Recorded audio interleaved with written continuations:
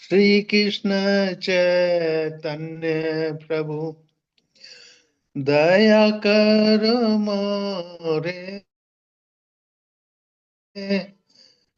चैतन्य प्रभु दया कर मोरे तुम बिना की दयालु जगत संसारे तुम बिना की दयालु जगत संसारी श्री कृष्ण चैतन्य प्रभु पतित पावन हेतु तव अवतार पतित पावन हेतु तव अवतार मौसम पतित प्रभु ना पाइबे आर मौसम पतित प्रभु ना पाइबे आर श्री कृष्ण चैतन्य प्रभु प्रभु नित्यानंद प्रेमानंद सुखी प्रभु नित्यानंद प्रेमानंद सुखी कृपावलोकन कर आमि बड़ दुखी कृपावलोकन कर आमि बड़ दुखी श्री कृष्ण चैतन्य प्रभु दया करो सीतापति अद्वैत गोसाई कृपा करो सीतापति अद्वैत गोसाई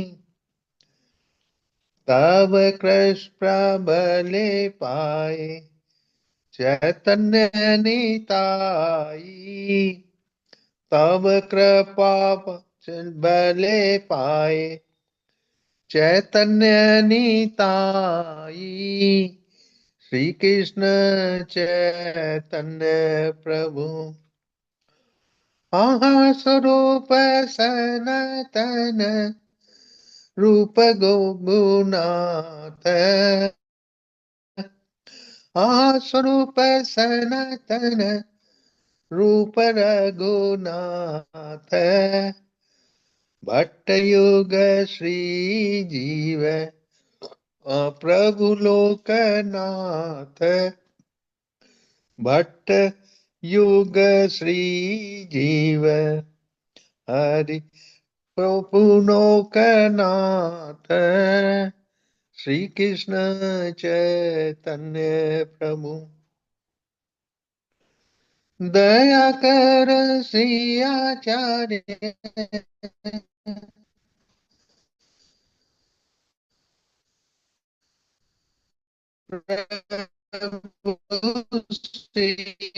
श्रीनिवास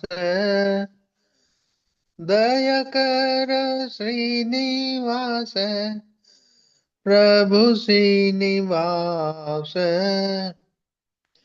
रामचंद्र संग मांगे रामचंद्र समदास श्री कृष्ण चैतन्य प्रभु दया करो मोरे श्री कृष्ण चैतन्य प्रभु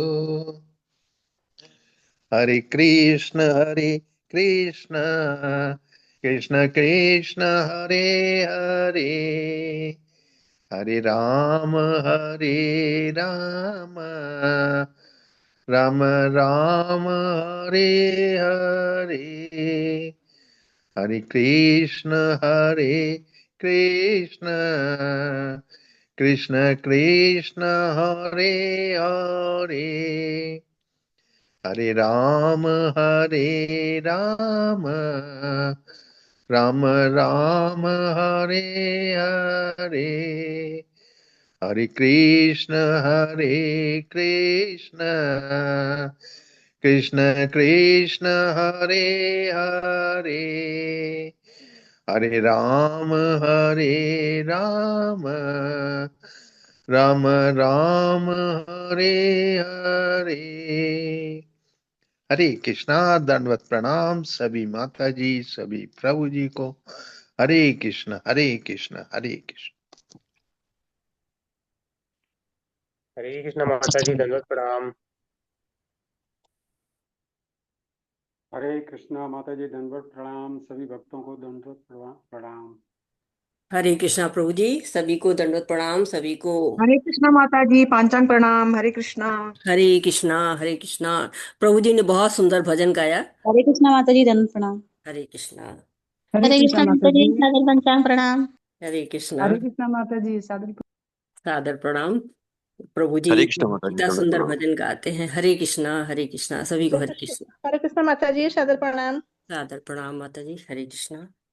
तो शुरू करते हैं। आज का सत्र समय हो गया है और शेयरिंग हो रही है। जी जी माता जी। मेरी आवाज सुनाई दे रही है साफ साफ? जी जी माता जी। चलिए तो शुरू करते हैं आज का सेशन। और उसके पहले सबसे पहले हम करते हैं मंगलाचरण। मंगलाचरण ताकि हमको शक्ति मिले अपने आचार्यों से, अपने गुरुओं से, रूप गोस्वामी जी से, सनातन गोस्वामी जी से, सभी छह गोस्वामी जी से, राधा रानी से, सबसे जो है वो हम कृपा मिले हमको। ओम नमो भगवते वासुदेवाय, ओम नमो भगवते वासुदेवाय, ओम नमो भगवते वासुदेवाय। ओम अज्ञानातिमिरान्धस्य ज्ञानञ्जनशलाकया चक्षुरुन्मीलितं येन तस्मै श्रीगुरुवे नमः। श्रीचैतन्यमनोभीष्टं स्थापितं येन भूतले स्वयं रूप कदा मह्यं ददाति स्वपदान्तिकं। वन्देऽहं श्रीगुरु श्रीयुतपदकमलं श्रीगुरून् वैष्णवांश श्रीरूपं साग्रजातं सहगण रघुनाथ अन्वितं तं सजीवं साद्वैतं सावधूतं परिजनसहितं कृष्ण चैतन्य देवं श्री राधा कृष्ण पादान सहगण ललिता श्री विशाखा अन्वितांश्च। हे कृष्ण करुणा सिंधु दीनबंधु जगतपते गोपेश गोपिका कांता राधा कांता नमस्तुते। तप्त कांचन गौरांगी राधे वृंदावनेश्वरी वृषभानुसुते देवी प्रणमामि हरिप्रिये। नमो विष्णुपादाय कृष्णपृष्ठाय भूतले श्रीमति भक्ति वेदांत स्वामिन् इति नामिने। नमस्ते सरस्वती देवे गौरवाणी प्रचारिणे निर्विशेष शून्यवादी पाश्चात्यदेशतारिणे। जय श्री कृष्ण चैतन्य प्रभु नित्यानंद श्री अद्वैत गदाधर शिवासादि गौर भक्तवृंद। हरे कृष्णा कृष्ण कृष्ण हरे हरे, हरे राम राम राम हरे हरे। सभी को हरे कृष्णा सभी। और हम अपना सत्र आरंभ करने के पहले पहले याद करते हैं, नमन करते हैं अपने आध्यात्मिक गुरु शिला प्रभुपाद जी को, साथ ही साथ अपने सभी आचार्यों को, शिक्षा गुरुओं को, दीक्षा गुरुओं को, और हमारे इस्कॉन बेंगलुरु के अध्यक्ष नमो निष्ठा दास प्रभु जी को। उनको शत प्रणाम करते हैं और आप सभी भक्तों का स्वागत करते हैं और पांचांग प्रणाम करते हैं। हरे कृष्णा। तो आज हम पढ़ रहे हैं अपना अगला सेशन, जिसमें हम लोगों ने देख रहे हैं कि हम लोगों ने पढ़ा क्या क्या है। संशोधन भगवत गीता अध्याय 16 का अवलोकन और पिछले अध्याय के साथ लिंक। भगवत गीता 1.5 के संदर्भ में जन्म से दैवी तथा आसुरी गुणों को धारण करने के संबंध में अभिजातस्य शब्द के महत्व की चर्चा की। वर्तमान विश्व मामलों में दैवी तथा आसुरी प्रकृति के उदाहरणों की पहचान की। बड़े पैमाने पर वर्तमान समाज में उग्र कर्म के उदाहरणों की चर्चा की। भगवत गीता 16 के श्लोक 19 से 24 के संदर्भ में आसुरी प्रकृति वालों के गंतव्य का वर्णन किया हुआ है। तो मैं आपको आग्रह करूंगी कि आप लोग भगवत गीता भी अपने साथ में रखें, क्योंकि श्लोक नहीं है पूरे इसमें। तो हम 13वें अध्याय में जो 6 प्रश्न पूछे थे अर्जुन ने, ज्ञान, ज्ञेय, प्रकृति, पुरुष, क्षेत्र और क्षेत्रज्ञ के बारे में, और भगवान उनका विस्तार से उत्तर देते हैं। फिर 14वें अध्याय में हमने पढ़ा कि प्रकृति के 3 गुण हैं और उनके लक्षण क्या हैं और उनकी से कौन सी गति मिलती है अगर हम उन गुणों में बंधक रहते हैं। तो कहा गया ना, ऊर्ध्वा गच्छन्ति सत्वस्था, मध्य तिष्ठन्ति राजसा, जघन्य गुण वृत्तिस्था, अधो गच्छति तामसाः। तो जो लोग सतोगुण में रहते हैं वो लोग ऊंचे लोक में जाते हैं, जो लोग रजोगुण में रहते हैं वो लोग मध्य में रहते हैं, इसी लोक में आते हैं क्योंकि उनकी भोग की बड़ी इच्छा होती है। और जो तामसिक लोग होते हैं वो निम्न जो है योनियों में या निम्न लोकों में जाते हैं। और 15वें अध्याय में हमने जाना कि जो 3 गुणों से ऊपर उठेगा वो भगवत धाम को जाएगा। और भगवत धाम की विशेषता भी भगवान ने बताई कि न तद भासते सूर्यो न शशंको न पावक यद गत्वा न निवर्तन्ते तद धाम परमा मम। तो भगवान का धाम कैसा है कि वहां पे न सूर्य की आवश्यकता है, न चंद्रमा की आवश्यकता है, न अग्नि की आवश्यकता है, किसी भी चीज की आवश्यकता नहीं, क्योंकि वो चिंतामणि धाम है, चमकता रहता है भगवान के तेज से। और जो वहां पहुंच जाता है भगवान के धाम तो फिर वापस नहीं आता। जब हम पिता के घर पहुंच जाते हैं तो वो हमारा घर है, हमें वहां से वापस आने के लिए कोई नहीं कहता है। और 16वें अध्याय में बताया गया कि क्या योग्यता है वो भगवत धाम जहां हमें जाना है, वहां जाने के लिए हमको क्या योग्यताएं रखनी पड़ेंगी। तो 26 गुण बताया गया कि उनके साथ ही हम जो दैवी गुण है 26 गुण उनको धारण करेंगे तो हम भगवत धाम जाएंगे। लेकिन यदि आसुरी गुण हमारे अंदर अधिकता में हो जाएंगे तो हमारा पतन निश्चित है, फिर भगवत धाम में हमें प्रवेश नहीं मिल सकता है। तो इस तरह से हमने 16वें अध्याय और 17वें अध्याय में क्या है 13 से पूरा हम लोगों ने 16वें अध्याय तक देखा है। और अब हम इकाई पाँच नहीं, इकाई 3 है ये, लेकिन इसमें हम पाठ 4 आस्था का विभाजन पढ़ने वाले हैं। 16 से 17 के संबंध में बताया जा रहा है कि यह शास्त्र विधि उत्सृज वर्तते काम कारत न स सिद्धिम वाप्नोति न सुखम न परम गति।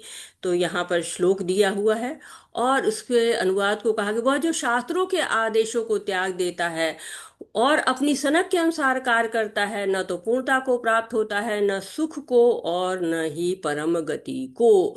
तो 16 और 17 अध्याय में क्या संबंध है ये हम जानने की कोशिश करते हैं। अब तक हमने 16 अध्याय तक जाना, 13 से 16 तक का। अब हम जानते हैं कि 16 अध्याय में 26 गुण जो बताए हैं वो कहाँ से शास्त्रों में वर्णन है। ऐसे नहीं है कि कहीं से उठा के नहीं रखा गया, शास्त्रों में वर्णन है। जो उनका पालन नहीं करता है ना, उसको मानता नहीं है और अपनी मनमानी कार्य करता रहता है, उसको क्या नहीं मिलता है, सिद्धि भी नहीं मिलती है, न ही सुख मिलता है, न परम गति, कुछ भी हासिल नहीं होता है। ऐसे लोगों को उग्र कर्म में लिप्त रहते हैं, अपना भी विनाश करते हैं, जगत का भी विनाश करते हैं। 16वें अध्याय का जो अंतिम श्लोक है वो क्या कहता है, तस्मात् शास्त्र प्रमाणम ते कार्य कार्य व्यवस्थितो ज्ञात्वा ज्ञात्वा विधानोक्त कर्म कर्तुम मर्हसि। तो ज्ञान प्राप्त करो, कहाँ से प्राप्त करो, शास्त्रों के से प्रमाण लो वहां से, और फिर तुम उसके अनुसार कर्म करो और ऊपर उठो। तो भगवान का कहना है कि ये जो आप शास्त्रों को नहीं त्यागना है, शास्त्रों को त्यागेंगे और अपनी सनक के अनुसार कार्य करेंगे तो क्या होगा। अर्जुन उवाच ये शास्त्रविधि उत्सृज यजन्ते सद्यान्विता तेषां निष्ठा तु का कृष्ण सत्त्वमाहो रजस्तमः। अब यदि कोई श्रद्धा पूर्वक कुछ ऐसे नियमों का पालन करता है जिनका उल्लेख शास्त्रों में नहीं, तो उसकी क्या स्थिति है। अर्जुन बड़े चिंतित हैं कि भगवान ने तो कह दिया कि शास्त्रों के अनुसार कार्य नहीं करोगे तो न सुख मिलेगा, न परम गति, न सिद्धि मिलेगी, तो फिर क्या मिलेगा। कुछ भी नहीं मिलेगा। भगवान ने कह दिया तो अर्जुन को बड़ा कष्ट हो रहा है। अर्जुन के मन में प्रश्न आ रहा है कि जो शास्त्रों का पालन नहीं करता है उसकी गति क्या है। कई लोग हैं जो शास्त्रों के अनुसार कार्य नहीं करते, लेकिन श्रद्धा तो उनकी भी होती है ना। किसी देवता पे हो सकती है, किसी व्यक्ति पे हो सकती है। आप देखते हैं कि तरह तरह के लोग देवताएं रखते हैं, या फिर हीरो की पूजा करने लगते हैं, राजनेताओं की पूजा करने लगते हैं। तो कहा गया है शास्त्रों में कि भगवान पे श्रद्धा करो। लेकिन कुछ लोग की श्रद्धा तो है, लेकिन वो असुर भी नहीं है। श्रद्धा उनकी वहां नहीं है जहां होनी चाहिए, लेकिन है उनकी। तेषाम निष्ठा तु का कृष्णा, उनकी क्या होगा, उनकी क्या गति होगी, ये अर्जुन जानना चाहते हैं। त्रिविधा भवति श्रद्धा देहिना सा स्वभावजा। भौतिक प्रकृति के अपने तरीके के अनुसार क्या होती, श्रद्धा होती है। कहते हैं, जब तक किसी की आस्था पूरी तरह से शुद्ध अच्छाई में नहीं है, तब तक आस्था भौतिक प्रकृति के किसी भी रूप से दूषित हो सकती है। भौतिक प्रकृति के दूषित गुण हृदय तक फैलते हैं, इसलिए भौतिक प्रकृति के किसी विशेष गुण के संपर्क में हृदय की स्थिति के अनुसार व्यक्ति की जो है वो आस्था स्थापित होनी है। तो पहले क्या कहा गया, त्रिविधा भवति श्रद्धा। तीन तरह से श्रद्धा होती है। जब हम प्रकृति के गुण में आते हैं ना, तीन गुण होते हैं, तो तीनों से प्रभावित होती है हमारी श्रद्धा, और उन्हीं गुणों से प्रभावित होकर सारे कार्य करने लगते हैं। तो हमारे कार्य जिस गुण में हम होंगे उसी गुण में तो कार्य करेंगे ना। सतोगुणी में होंगे तो अच्छे कार्य करेंगे, रजोगुणी होंगे तो संचय करेंगे, अपने यशगान में लगेंगे, और तमोगुणी होगा वो आलस्य में पड़ा रहेगा। तो श्रद्धा भी कैसी विस्तृत होती है, जैसी कि स्वभावजा, जैसा कि होता है, देहिना सा स्वभावजा। तो तीनों तरह से आपकी श्रद्धा विकसित होती रहती है। और यहाँ पे बताया गया है कि जो इसके तात्पर्य में कहा गया है, अगर आप तीसरे श्लोक को पढ़ेंगे तो उसमें कहा कि हमारी श्रद्धा हमारी इंद्रियों से, मन और बुद्धि से को जो है वो प्रभावित करने लगती है। हमारी श्रद्धा जो होती है ना, वो हर तरफ कार्य करती है। जैसा हमारा श्रद्धा होगी वैसे ही कार्य हम करने लगेंगे। तो तीन प्रकार के जो गुण होते हैं, अर्थात जो भौतिक प्रकृति है वो तीन गुणों से सजी हुई है, तो उसके नियंत्रण में हम चले जाते हैं, और हर गुण के अनुसार कर्तव्य है उन्हीं को हम करने लगते हैं। और कहते हैं कि जो गुण के अनुसार भी कर्म करें तो ठीक है, कर्तव्य कर रहे हैं, लेकिन अगर उस कर्तव्य को उसके अनुसार करे तो भी जीव भगवान को प्राप्त कर सकता है। अब गुण के अनुसार भी अपने कर्म को करें और भगवान से संबंध रखे तो भगवान के पास जा सकते हैं। भगवान ने कहा है कि आप चार गुणों में कर्म करिए और अपने गुणों के अनुसार, चार वर्णों के अनुसार कर्म करिए, तो आप भगवान की प्राप्ति कर सकते हैं। संचिद्धि हरितोषणम, भगवान को प्रसन्न कर सकते हैं। पहले हमने पढ़ा ना, चातुर्वर्ण में आशिष्टम गुण कर्म विभाग तस्य कर्तारम माम विद्या कर्तारम अव्ययम। चार वर्ण बने हुए हैं गुण और कर्म के अनुसार से, तो वैसे ही कर्म करिए, गुण के अनुसार कर्म करिए, लेकिन आपका उद्देश्य क्या हो, संसिद्धि हरितोषणम, भगवान को प्रसन्न करने का आपका उद्देश्य होना चाहिए। जब अगर ऐसा नहीं करते हैं हम, तो हमारी को बताया गया न सिद्धि मिलती है, न सुख मिलता है, न परम गति प्राप्त होती है। तो लोगों की तीन प्रकार की भौतिक प्रकृति द्वारा नियंत्रित किया जा रहा है, और अगर वे शास्त्रीय आदेशों का पालन नहीं करते हैं तो वह मन गढ़ंत कार्य करेगा कि वह अपनी स्थिति के अनुसार कुछ बना देगा, या तो तमोगुण या रजोगुण या सतोगुण में। तो जो तीन प्रकार की भौतिक प्रकृति द्वारा नियंत्रित किया जा रहा है, तो लोगों को पता ही नहीं होता है शास्त्र के बारे में, उसकी स्थिति के बारे में, तो वो कार्य करता रहता है, गुणों के अनुसार कार्य करेगा।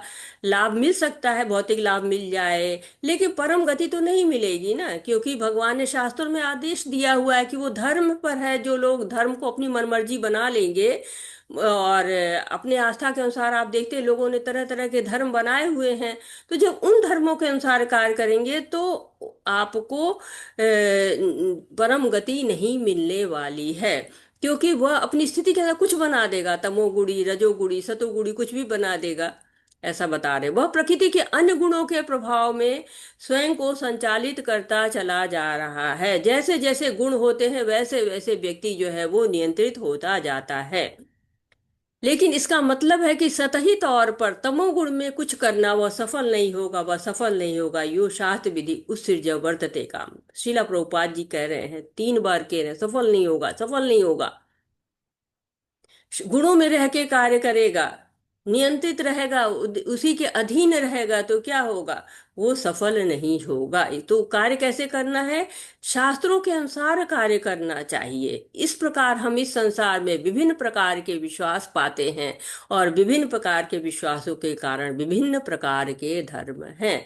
तो जैसा हमारा विश्वास होता है, आप देखते हैं कि समाज में तरह तरह की प्रथाएं हैं, जो कैसे हैं, हमारे गुणों के अनुसार प्रथाएं होती हैं। हम वैसा ही स्वभाव बन जाता है, वैसे ही हम कार्य करने लगते हैं।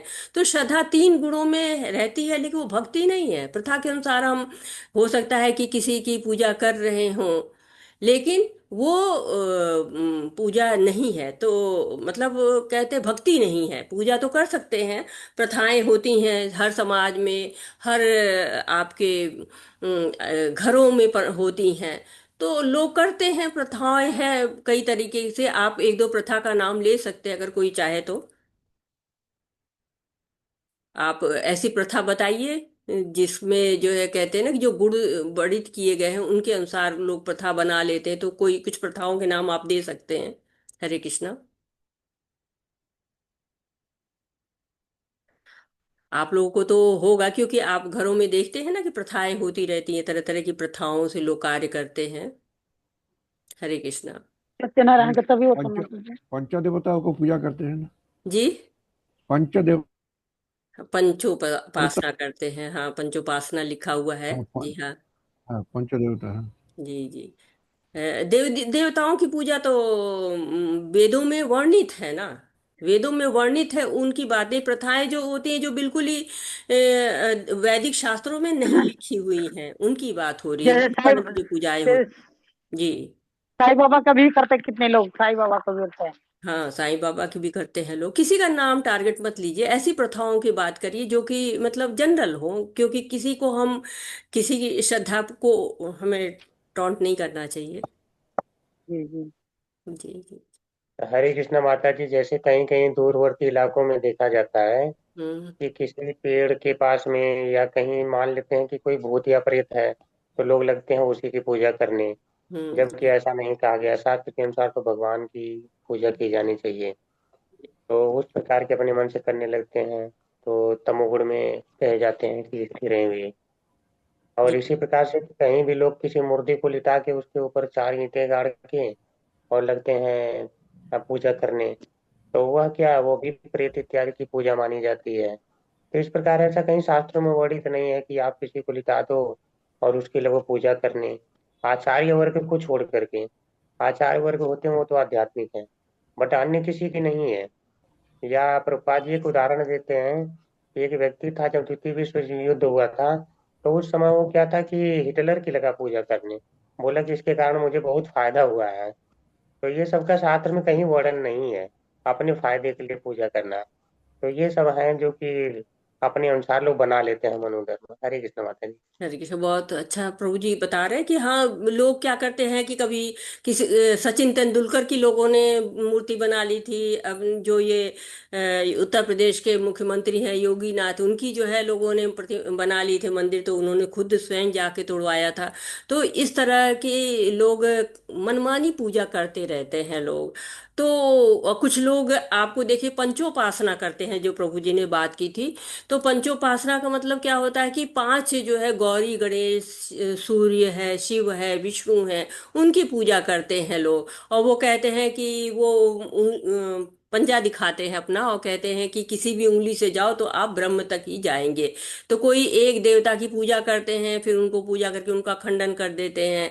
तो विग्रहों का खंडन शास्त्रों में नहीं लिखा गया है कि विग्रहों का आप खंडन करिए। और आजकल आप देखेंगे पेड़ के नीचे, नदी के किनारे लोग जो है विग्रह को डाल देते। तो ये लोग क्या करते हैं कि देवी देवता की पूजा करेंगे और कहेंगे उसको खंडन कर देंगे। तो ये मायावादी लोग करते हैं कि देवी देवता को केवल ध्यान का केंद्र मानते हैं, कि इन पे जो है ध्यान करो, निराकार ब्रह्म का ध्यान करो।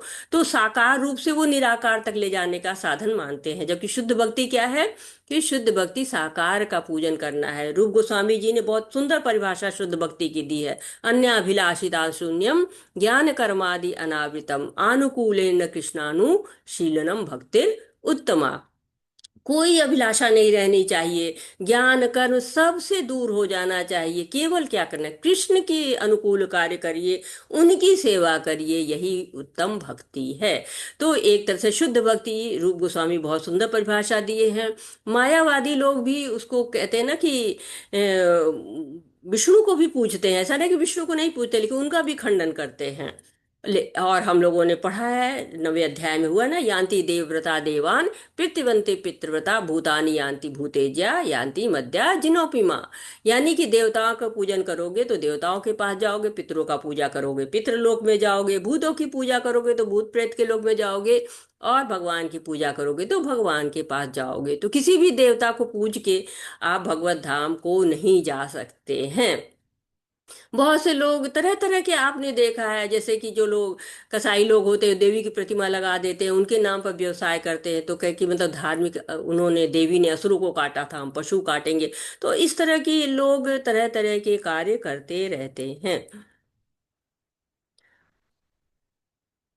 ये प्रथाओं का हम लोगों ने अभी बात की है कि प्रथाओं के बारे में और कृष्ण भावनामृत के बारे में भी बात हुई है।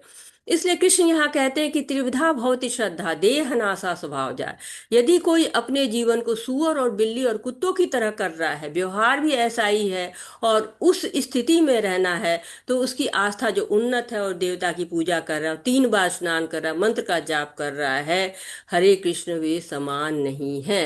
तो बहुत जो है श्रील प्रभुपाद जी बता दे रहे हैं कि त्रिविधा भवति श्रद्धा। श्रद्धा सबके अंदर है। लोग कहते हैं ना कि भाव देखो, तो भगवान का केवल भाव देखते हैं, तो ये सही है, लेकिन शास्त्रों के नियम भी बहुत आवश्यक होते हैं। कहते हैं ना, श्रुति स्मृति पुराण आदि पंचरात्रि विधि विना एकांत की हरेर भक्तिर उत्पाद एव केल कल्पते। तो उत्पात ही करेगी, उत्पात एव कल्पते, उत्पात ही करेगी वो। क्योंकि श्रुति स्मृति पुराण में पंचरात्रि विधि में वर्णन है कि आप कैसे भक्ति करें। एकांत की भक्ति, एकांत में बैठे हैं, भक्ति अपने मनमानी तरीके से कर रहे हैं, तो उससे कोई लाभ नहीं होता है। कहते हैं कि शास्त्रों के अनुसार करिए, नियमों के अनुसार करिए। कहीं भी आप जाइए तो हर जगह के अपने नियम होते हैं ना, उन नियम को जरूर पालन करना चाहिए। उन नियम को पालन करके ही हम हर जगह आपको शांति और व्यवस्था बनी रह सकती है। यह संभव नहीं है, क्योंकि एक सत्वगुण में स्थित है, दूसरा तमोगुण में स्थित है। हालांकि तमोगुण जो व्यक्ति ज्ञान के अंधकार में है, उनका विश्वास है, ऐसा नहीं है, उनमें आस्था नहीं है। उन्हें विश्वास हो गया है, लेकिन वह विश्वास जीवन की सबसे निचली स्थिति में है। वह विश्वास उसे आध्यात्मिक बोध के लिए मदद नहीं करेगा। तो यहाँ पे बता दें, श्रद्धा सबके अंतर्गत है, लेकिन वो तमोगुणी हो चाहे रजोगुणी हो सतोगुणी हो, सबके अंदर है। लेकिन तमोगुणी वाली श्रद्धा क्या होती है, मनमाने ढंग से कार्य करती है, और जो सतोगुणी श्रद्धा है वो नियमों का पालन करवाती है। तो एक तरह से हमें श्रद्धा कैसी रखनी चाहिए, हमको श्रद्धा कम से कम सतोगुण में तो रहनी ही चाहिए। तो भगवत गीता में ये 3 गुणों में आस्था, पूजा और भोजन, और 3 गुणों में बलिदान, तपस्या और दान, ओम तत्सत का जाप करने से क्रियाएं शुद्ध होती हैं। तो इसमें श्लोक तो यहाँ पर नहीं है, तो मैं सोच रही हूँ कि इनको हम भगवत गीता से ही पढ़ते हैं। हरे कृष्ण। हरे कृष्णा कृष्ण कृष्ण हरे हरे, हरे राम राम राम हरे हरे।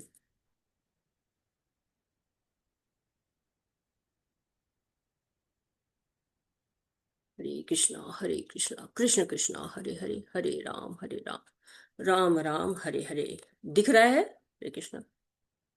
जी माता जी।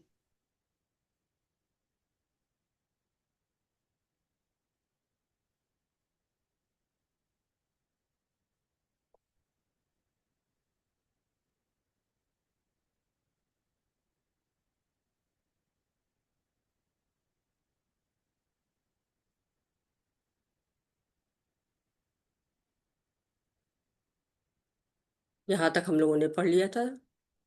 सतोगुणी जो है देवताओं की पूजा करते हैं, रजोगुणी यक्षों और राक्षसों की पूजा करते हैं, तमोगुणी भूत प्रेतों की पूजते हैं। ये हम लोग देख लेते।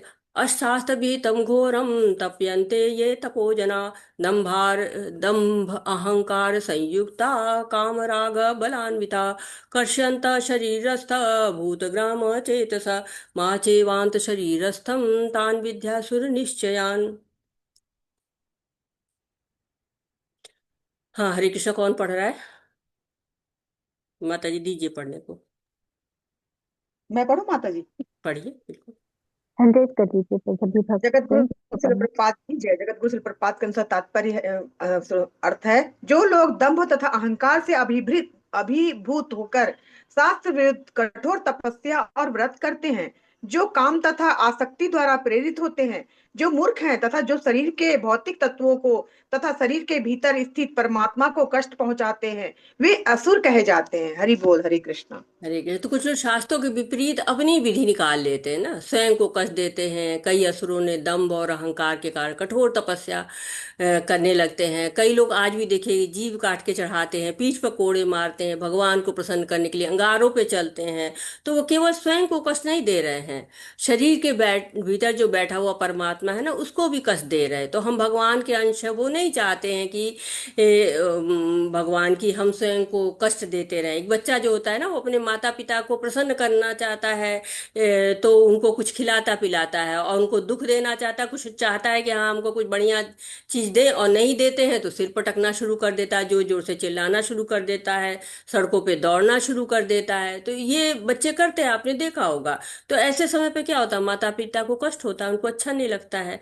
वैसे ही लोग जब स्वयं को कष्ट पहुंचाते हैं, अपने मनपसंद की भोग की वस्तु पाना चाहते हैं, तो ऐसा नहीं है कि वो कोई भगवत धाम मांग रहे हैं या भगवान की सेवा मांग रहे हैं। नहीं, वो तो लोग अपने भोग के लिए मांग रहे हैं। तो शिला प्रभुपाद जी ऐसे लोगों को कहते हैं कि अज्ञानता है, ये लोग भ्रमित हैं, ये लोग अज्ञान में रहते हैं ना, अचेतसा हैं, बेहोश हैं ये लोग। ऐसा जो है वो शिला प्रभुपाद जी कहते हैं। हरे कृष्णा। आहारस्त्वपि सर्वस्य त्रिविधो भवति प्रियः यज्ञ तपस्तथा दानं तेषां भेदमिमं शृणु। हरे कृष्णा। हरे कृष्णा। मैं पढ़ती हूँ माता जी। हरे कृष्णा। यहाँ तक कि प्रत्येक व्यक्ति जो भोजन पसंद करता है वह भी प्रकृति के गुणों के अनुसार 3 प्रकार का होता है। यही बात यज्ञ, तपस्या तथा दान के लिए भी सत्य है। अब उनके भेदों के विषय में सुनो। हरे कृष्णा।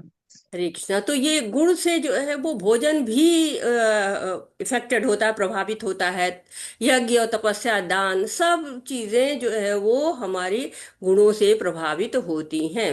आयु सत्य बल आरोग्य सुख प्रीति विवर्धना रस्या स्निग्धा स्थिरा हृदा आहारा सात्विका प्रिय। हरे जी कृष्ण। अच्युत प्रभु जी। हरे कृष्ण माता जी। जो भोजन सात्विक व्यक्तियों को प्रिय होता है, वह आयु बढ़ाने वाला, जीवन को शुद्ध करने वाला तथा बल, स्वास्थ्य, सुख तथा तृप्ति प्रदान करने वाला होता है। ऐसा भोजन रसमय, स्निग्ध, स्वास्थ्यप्रद तथा हृदय को भाने वाला होता है। हरे कृष्ण माता। तो सात्विक भोजन कैसा होता है? बता दिया ना कि शुद्ध होता है, आयु को बढ़ाने वाला होता है। ये नहीं कहा कि सात्विक भोजन होता है कि केवल रोटी चावल दाल और साग सब्जी, नहीं, ये नहीं कहा है। उन्होंने कहा कि आयु को बढ़ाने वाला होता है, शुद्ध करने वाला होता है, बल प्रदान करने वाला होता है, स्वास्थ्य सुख और तृप्ति प्रदान करने वाला होता है, कि खाएं तो संतुष्ट हो जाए, इसके खाने के बाद कुछ और खाने का मन ना रहे, तृप्ति मिल जाए। ऐसा भोजन सात्विक भोजन होता है। कटवम ललवणास्तुष्णा तीक्ष्ण रुक्ष विदाहिनः आहारा राजसस्येष्टा दुख शोका कामय प्रदाः। हरे कृष्णा। जी बच्चा माता जी। हरे कृष्ण। हरे कृष्ण माता जी। हरे अत्यधिक तीखी, खट्टी, नमकीन, गरम, चटपटे, शुष्क तथा जलन उत्पन्न करने वाले भोजन रजोगुणी व्यक्तियों की प्रिय होते हैं। ऐसे भोजन दुख, शोक तथा रोग उत्पन्न करने वाले हैं। हरे कृष्ण माता जी। तो रजोगुणी ऐसा होता है तुरंत स्वाद देता है, हानिकारक भी होता है। बड़ा मजा आता है कि नहीं चाट खाने चलना है, फास्ट फूड खाना है, नमक मिर्च वाली चीजें खाना है, लेकिन होता क्या, स्वास्थ्य खराब होता है, तृप्ति नहीं देता, मिर्ची लगती है, और चाहिए, खाते जा रहे हैं, आंखों से आंसू गिरते जा रहे हैं, लेकिन तृप्ति नहीं मिलती है। जो तृप्ति सतोगुण से मिलती है वो नहीं मिलती है। यात यमगतरसं पूति पर्युषित च यत उच्छिष्टमपि चामेध्य भोजनं तामस प्रियम। जी वंदना माता जी। कृष्ण। वंदना माता जी। इंद्रपालक प्रभु जी। हरे कृष्ण। हरे दंडवत प्रणाम। हरे कृष्ण माता जी। हाँ वंदना माता जी आहार आप पढ़िए। आहार भोजन का उद्देश्य आयु को बढ़ाना, मस्तिष्क को शुद्ध करना, आ, तथा शरीर को शक्ति पहुंचाना है। इसका यही एकमात्र उद्देश्य है।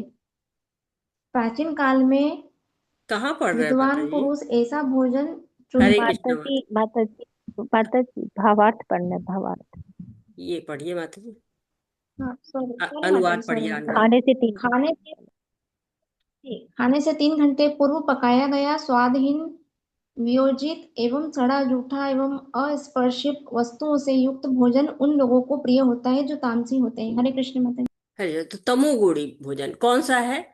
हमको लगता है कि मांस है, मदिरा है, ये तमोगुणी है, लेकिन यहाँ क्या कहा गया? कहा गया खाने से 3 घंटे पूर्व पकाया हुआ, यानी कि बहुत पहले का पका हुआ भोजन है, सड़ा जूठा है, किसी जानवर ने छू लिया है, मक्खी चूहा कुत्ता बिल्ली कुछ छू गया, तो आपका जो सात्विक भोजन है ना वो भी तमोगुणी हो जाएगा। स्वादहीन भोजन, भोजन को क्या होना चाहिए? रुचिकर होना चाहिए, स्वाद वाला होना चाहिए। ऐसा भोजन नहीं कि जैसे कि आप कहते हैं कि शराब है, मदिरा है, क्या होती है? सड़ी हुई होती है ना। कहते हैं शर माने पानी होता है, आब मन सड़ा हुआ, तो वो पानी जिसमें स्वाद ही ना हो, उसको हम जो है वो खाएं तो वो तमोगुणी हो जाता है। कोई जूठा कर दे उसको नहीं ग्रहण कर सकते हैं। जब ऐसे तो लोग बहुत ज्यादा इस चीज को कहते ही नहीं, जूठा खाओ तो प्रेम बढ़ता है, लेकिन कोरोना काल आया तो सबको समझ में आ गया कि जो हमारे वैदिक शास्त्र कहते हैं वो बहुत ही अच्छी बात होती है। वो बताते हैं कि हाँ भोजन हमें कैसा है, तो कुछ चीजें ध्यान देने लायक होती है। सतोगुणी भोजन कैसा हो? स्निग्ध होता है। तो कई लोग जो तमोगुणी है ना वो स्निग्ध स्निग्ध करके मांस खाने लगते हैं कि यही चिकना है, कहा गया चिकना खा लो तो मैं मांस खा लेता हूँ। लेकिन भगवत गीता की टीका में लिखा गया है कि जैसे क्या करना है, ये मनमानी व्याख्या है। कई देश होते हैं, रूस आदि देश में ये मांस खा रहे हैं लोग भगवत गीता के नाम पे ही, तो ये मनमानी व्याख्या है। चिकनापन कहाँ से मिलेगा? दूध से, दही से, मक्खन से। प्रभुपाद जी ने बिल्कुल साफ लिख दिया है। जब मैं पढ़ रही थी इसका जो तात्पर्य है, तो मैंने कहा कि ये मांस उसकी बात कहाँ से आ गई। तब मुझे ये चीज़ जब इसको ज़्यादा डिटेल में जाना तो पता चला कि प्रभुपाद जी ने क्यों इसको पशु की चर्बी से रिलेट किया हुआ है। तो श्रील प्रभुपाद जी इसको क्यों मांस से जोड़ रहे हैं? फैट हम लोग के दिमाग में तो हमेशा आता है दूध है, दही है, घी है, ये क्या होता है? स्निग्ध होता है। तो तमोगुणी लोग क्या होते हैं? जूठा खाते रहते हैं कि इधर उधर कहीं पड़ा किसी का भी जूठा खा लेंगे। लेकिन जो सतोगुणी होते हैं वो आपको जूठा नहीं खाते। वो लोग क्या खाते हैं? यज्ञ शिष्टाशिनो संतो मुच्यते सर्व किल विषय भुंजते ते तो घम पापा ये पंचात्यात्म कारणात। भक्तों का जूठा खा सकते हैं, भगवान का जूठा खा सकते हैं, उनके उच्छिष्ट खा सकते हैं। नारद मुनि ने किसका जूठा खाया? भक्ति वेदांतियों का जूठा खाया। सांसारिक लोग का जूठा खाने को नहीं कहा। सांसारिक लोग की जूठा खाएंगे तो बीमारी ज्यादा बढ़ेगी। भक्तों का उच्छिष्ट खाना चाहिए, भगवान का उच्छिष्ट खाना चाहिए, प्रेम भगवान से बढ़ाना है। कहते कि भरत महाराज जब हिरण देह को स्वीकार करते हैं तो ऋषि मुनियों का जूठा खाते हैं। तो हमें जूठा किसका खाना है ये भी हमको बताते हैं हमारे वैदिक शास्त्र वगैरह कि हमें किस तरह का भोजन खाना है। अफलावांछड़ीभिर्यज्ञो विदिष्टो य इज्यते यस्तमेवेति मन समाधाय स सात्विकः। हरे कृष्णा। इंद्रपालक प्रभु जी। हरे कृष्णा। यज्ञों में वही यज्ञ सात्विक होता है जो शास्त्र के निर्देशानुसार कर्तव्य समझकर उन लोगों के द्वारा किया जाता है जो फल की इच्छा नहीं करते। हरे कृष्ण। हरे कृष्णा। तो यज्ञ कर्तव्य समझ कर करना चाहिए। कहते हैं ना कि विष्णु के लिए यज्ञ करना चाहिए। विवाह भी हम एक यज्ञ है, जो आस्तिक है या नास्तिक है, सभी लोग का विवाह होता है तो नियमों के अनुसार ही होता है। ऐसा नहीं कि विवाह बिना नियमों के होता है। नियम हमेशा, जब विवाह आपको रीति रिवाजों से होता है तो शास्त्रों के अनुसार यज्ञ होता है, पंडित आते हैं, मंत्र बोलते हैं। तो विवाह क्या है, एक कर्तव्य है। यदि यज्ञ समझ के करिए तो सतोगुणी जो भी कार्य करते हैं कर्तव्य समझ कर करते हैं। भले ही उसमें भौतिक इच्छा हो थोड़ी बहुत, लेकिन वो कर्तव्य समझ के कार्य करते हैं। देखिए, जो घरों में मुंडन संस्कार होता है, उपनयन संस्कार होता है, क्यों करते हैं लोग? कोई जरूरी नहीं है, लेकिन वो क्या है, कर्तव्य समझ कर किया जाता है। अभिसंधाय तु फलम दम्भार्थमपि चैव यत् इज्जते भरतश्रेष्ठ तम यज्ञ विधि राज्यसम। लेकिन हे भरतश्रेष्ठ, जो कविता यज्ञ किसी माता भौतिक लाभ, हरे कृष्णा, मैंने पढ़ लिया, अगला आप पढ़िए। कविता भौतिक माता जी। लाभ के लिए या गर्वश किया जाता है, उसे तुम राजसी जानो। तो यहाँ पर कहा गया है कि राजसी यज्ञ क्या है, जो कष्ट दूर करने के लिए या बल प्राप्त करने के लिए गर्वश किया जाता है। कि देखो देखो, मैंने कितना बड़ा यज्ञ करा लिया, देखो ना कितने लोगों को मैंने प्रसादम दिया है। तो इस तरह के जो यज्ञ होते हैं ये राजसी यज्ञ कहलाते हैं, कि स्वयं की पूजा चाहिए, स्वयं का लाभ चाहिए, स्वयं की प्रतिष्ठा चाहिए। ये यज्ञ राजसी यज्ञ होता है। विधिहीनं शिष्टानं मंत्रहीनं दक्षिणं सदा विरहितं यज्ञं तामस परिचक्षते। हरे कृष्णा, पढ़िए। हरे कविता कृष्णा। माता जी। जो जो यज्ञ शास्त्र के निर्देशों की अवहेलना करके प्रसाद वितरण किए बिना, वैदिक मंत्रों का उच्चारण किए बिना, पुरोहितों को दक्षिणा दिए बिना तथा श्रद्धा के बिना संपन्न किया जाता है वह तामसी माना जाता है। हरे कृष्ण। हरे कृष्ण। तो तामसी शास्त्रों की बात हो रही। तामसी यज्ञ जो होते हैं वो शास्त्रों के विपरीत होते हैं। सात्विक राजसी शास्त्रों के अनुसार होते हैं, लेकिन तामसी यज्ञ तो बिल्कुल ही विपरीत। जैसे रावण था तो उसने क्या किया, अपने शीश काट काट करके और अपने चढ़ाता था। तो वो क्या है, नहीं कहा है कि परमात्मा को कष्ट होता है अगर कोई ऐसा कार्य करता, भी हमने पढ़ा है। तो और विभीषण ने क्या किया, वही सब प्राप्त किया जो शीश झुकाकर प्राप्त कर लिया। तो जो भक्त होते हैं वो शास्त्रों के अनुसार करते हैं, जो असुर होते हैं वो शास्त्रों के विरुद्ध करते हैं। रावण शास्त्रों के विरुद्ध कर रहा था, शीश काट रहा था। और जो विभीषण थे वो सिर झुका रहे थे, जो कि शास्त्रों के अनुरूप है। देवद्विज गुरु प्राज्ञ पूजनम शौचम आर्जवम ब्रह्मचर्यम अहिंसा च शारीरम तप उच्यते। हरे कृष्ण। जी, कविता माता जी। हरे कृष्णा, हरे बबीता माता जी। हरे कृष्ण। परमेश्वर, ब्राह्मण, गुरु, माता पिता जैसे गुरुजनों की पूजा करना तथा पवित्रता, सरलता, ब्रह्मचर्य और अहिंसा ही शारीरिक तपस्या है। हरे कृष्ण। हरे कृष्ण। तपस्या, कई लोगों को लगता है कि तपस्या और यज्ञ एक ही है, पर ऐसा नहीं है। जैसे बच्चा है तो वो पढ़ाई कर रहा है तो क्या कर रहा है, कठिन परिश्रम कर रहा है। तपस्या में क्या करते हैं, कठिन परिश्रम करते हैं। तो तब जब बच्चा पढ़ाई करता है तो वो परिश्रम करता है, जब एग्जाम का समय होता है तो कठिन परिश्रम करता है। खाना है, सोना है, खेलना है, सब कम हो जाता है या छूट जाता है। पढ़ने में अधिक समय व्यय होता है। तो यही कठिन परिश्रम जब भगवान के लिए किया जाता है तब तप कहलाता है। हम करते हैं ना तप, जब एकादशी करते हैं, जन्माष्टमी करते हैं, तप करते हैं, हम परिश्रम करते हैं भगवान को प्रसन्न करने के लिए। तो जब भगवान के लिए कठिन, देखिए लोग क्या करते हैं, बिल्कुल निर्जला व्रत रहते हैं, और निर्जला व्रत बिना पानी नहीं पिए भगवान की सेवा में मगन रहते हैं। भगवान के मंदिर सजाएंगे, मंदिर को साफ करेंगे, और कितनी माला जप, देखिए कि 32 जो है माला जप कर देते हैं गृहस्थ लोग। तो ये तब भी गुणों से प्रभावित होता है, और ये 3 प्रकार का होता है। अनुद्वेगकरं वाक्यम सत्यम प्रीहितम च यत् स्वाध्याय अभ्यसनम चैव वाङ्मय तप उच्यते। हरे कृष्ण। मनीषा माता जी। हरे कृष्ण। सच्चे सच्चे भाने वाले हित कर तथा अन्यों को शुद्ध न करने वाले वाक्य बोलना और वैदिक साहित्य का नियमित पारायण करना, यही वाणी की तपस्या है। हरे कृष्ण। हरे कृष्ण। तो यहाँ पे भी जो है बता रहे कि तपस्या तीन प्रकार की होती है। सतोगुणी तपस्या की बात यहाँ पे हो रही कि तीन प्रकार की होती है। कैसे शरीर की जो है होती है, मन की होती है, और आपको वाणी की होती है। तो इसको लोग आचार्य लोग कहते हैं कि BMW से याद करिए। तो BMW गाड़ी नहीं चलानी है, गाड़ी है BMW, इसलिए जल्दी याद हो जाते। तो B फॉर बॉडी यानी कि शरीर, M फॉर माइंड मन, और W फॉर वर्ड्स यानी कि शब्द। तो तीनों की तपस्या की बात हो रही है कि इन तीनों को कैसे करते हैं। तो यहाँ पर वाणी की तपस्या की सबसे पहले बात हो रही है कि सच्चे भाने वाले जो शब्द होते हैं, कोई क्षुब्ध ना करे ऐसे वाक्य बोलना, वैदिक साहित्य की नियमित कार्य करना, तो ये सब की बातें यहाँ पर हो रही हैं।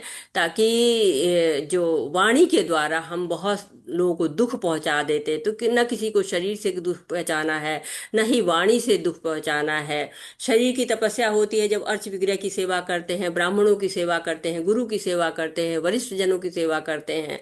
तो ये हमारी शरीर की तपस्या होती है। और वाणी की तपस्या भी हमारी जो है वो पहचान होती है। तो हम चलते हैं थोड़ा सा अपने जो हमारी PPT है वहां पहुंचते हैं। हरे कृष्णा कृष्ण कृष्णा हरे हरे, हरे रामा राम रामा हरे हरे। तो यहाँ पर वर्णन है। PPT दिख रही है? हरे कृष्णा, PPT सबको जी दिखाई दिखाई दे? दीजिए माता जी। या। तो यहाँ पे आपको जी बात माता हो जी। रही है कि सतो गुणी तपस्या में शरीर शब्द और मन की बात हो रही है। और 18वां जो श्लोक है रजो की बात करता है, 19वां श्लोक जो है वो तमोगुण जो है की बात करता है। तो हम पहले वाणी की तपस्या की बात कर रहे थे, और वाणी की तपस्या के विषय में क्या कह रहे हैं। अनुद्वेग करम वाक्यम सतप्रिय हित चयत। वाणी की तपस्या में सतप्रिय, हितकारी और दूसरों को कष्ट न देने वाले वचन बोलना शामिल होते हैं। वाणी हमारी पहचान होती है ना। कोयल और कौवे में कब भेद पता चलता है? जबकि कौवा और कोयल बोलते हैं, तो कौवा कर्कश बोलता है और जो कोयल होती है वो मीठा बोलती है। तो शिला प्रभुपाद जी कहते हैं कि मूर्ख कब पहचाना जाता है? जब मुख खोलता है। आप बोलते हैं ना, तो आपके शब्द ही आपकी पहचान कराते हैं कि आप किन शब्दों का प्रयोग करते हैं, आपकी योग्यता क्या है, आपकी बुद्धिमत्ता क्या है, सब पता चल जाता है वाणी से। क्योंकि आप शब्दों का चयन वैसे करते हैं ना। बहुत लोग देखिए बातें करते हैं, ऐसे बातें करते हैं कि सारी समस्याएं सुलझ जाती हैं, और कई लोग ऐसी बातें करेंगे और समस्या विकराल हो जाएगी। इसीलिए हितकर शब्द बोलने चाहिए, कटु शब्द नहीं बोलने चाहिए। कहते हैं ना कि शास्त्रों में कहा जाता है कि शब्दों का चयन अच्छे से करिए, आपके शब्द बहुत कीमती होते हैं। आपके जब आप शास्त्र पढ़ेंगे तो भी बहुत आपके शब्द अच्छे हो जाते हैं। साथ ही साथ आप बड़े सुंदर सुंदर जो है वो उपमा देते हैं, उदाहरण देते हैं। तो जीवन बातों से सरल हो सकता है, सुलझा हुआ हो सकता है, और उलझ भी सकता है। तो बोले क्या और कैसे बोले, ये सब भगवत गीता सिखाती है। सत्य बोलना है, मन को भाने वाले वचन बोलना है। तो अब ये भी नहीं कि ऐसा नहीं कि सत्य बोलने तो ऐसे बोल दें कि मतलब वो कष्ट ही हो जाए, ऐसा नहीं बोलना है। सच ये नहीं कि अरे सच बोल दे तुम फेल हो गए 10 लोग के साथ, उसको अच्छा नहीं लगेगा। सत्यम ब्रूयात प्रियम ब्रूयात। सच बोलिए, प्रिय बोलिए, मन को भाने वाले बोलिए, हितकर बोलिए। ये नहीं कि कोई कुछ भी बोलने लगे। कुछ लोग क्या करते हैं, मूवी की कहानी सुनाने में ही समय का अपव्यय करते रहेंगे। भगवान की कथा सुनाइए, कम से कम हृदय शुद्ध हो, मन शुद्ध हो। घंटों चाय पे चर्चा करेंगे गली नुक्कड़ पे। बातें सत्य भी हो पर कल्याणकारी भी तो होनी चाहिए। ऐसा तो है नहीं कि कल्याण ना हो, केवल हम सत्य बोले चले जा रहे हैं। वैदिक साहित्य पढ़ना चाहिए, श्लोकों का उच्चारण करना चाहिए। लेकिन कभी कभी कहते हैं शिला प्रभुपाद जी की सच बोलना पड़ता है। लेकिन सच बोलना कब होता है? प्रचार कार्य में हम जो है वो सच बोलते हैं। लेकिन कभी कभी जो है वो हम नहीं बोल पाते हैं सच। क्यों? क्योंकि श्रद्धा लोगों की विचलित हो जाती है, अभी उस स्तर पे नहीं होते हैं, इसलिए थोड़ा सा सच को किनारे रख देते हैं उस समय, प्रचार के समय। क्योंकि जो है धीरे धीरे जब उसकी श्रद्धा हो जाएगी, जब उसको शुद्धता आ जाएगी, तो उन बातों को समझना शुरू कर देगा। इसीलिए लेकिन कुछ लोग को ऐसा है कि सच बोलना पड़ेगा चाहे वो प्रिय न भी हो। तो ऐसे कौन से लोग हैं जो कि प्रिय न हो तो भी सच को बोल सकते हैं? हरे कृष्णा। कौन, किसको सच बोलना चाहिए? जो प्रिय न हो तब भी बोल देना चाहिए। सबको तो अधिकार नहीं है कि हाँ सब लोग जो चाहे सो बोल दें। तो किसको माता ऐसा जी, करना चाहिए? डॉक्टर हाँ डॉक्टर जी। देखिए डॉक्टर भी कभी कोई सच नहीं बोलता है। और माता जी, जो से कि कोई केस में फंस गया है तो उसके पास उसका वकील है, तो उसको अपने वकील से कभी कोई बात नहीं छिपाना चाहिए, वहां भी पूरा सच बोलना चाहिए, ताकि वो उसके बचाने के लिए अपना सही अपना तथ्य जमा कर सके। लेकिन मुझे तो लगता है कि अपराधी माता डॉक्टर और जी कोई वकील अगर सबसे गलती ज्यादा किया है तो जो है उसको भी झूठ सच बोलते बोलते हैं। मुझे ऐसा फील हो रहा माता जी। है। हरे जी कृष्णा माता जी, जी। अपराधी या कोई जिसने गलत किया है उसको बता देना चाहिए कि हाँ वो कोई रूल तोड़ा है तो उसको बता देना चाहिए कि रूल तोड़े हो। हाँ, या आप लोग अपराधी। वो बोल रहे हैं अपने हिसाब से सच बोल रहे हैं, लेकिन मैं शास्त्रों के अनुसार पूछ रही हूँ। हरे कृष्णा। गुरु ने कभी झूठ नहीं बोलना चाहिए। हरे कृष्ण माता जी। गुरु को झूठ नहीं बोलना चाहिए। गुरु को भगवान झूठ को नहीं बोलना चाहिए, भगवान के लेकिन गुरु सामने जो है कन्फेस कमी करना चाहिए निकाल माता सकता जी। है अपने विद्यार्थियों में। वो दोष भगवान निकाल सकता है, बोल सकता है सच से ना। जी। लेकिन गुरु भी सबके सामने सच नहीं बोलता है कि अगर कोई हरे बाहर ही हरे आएगा तो उसके कृष्णा पास माता। सच बोलने लगे। जी जी, हरे कृष्णा जी। बताइए, बोलिए माता जी।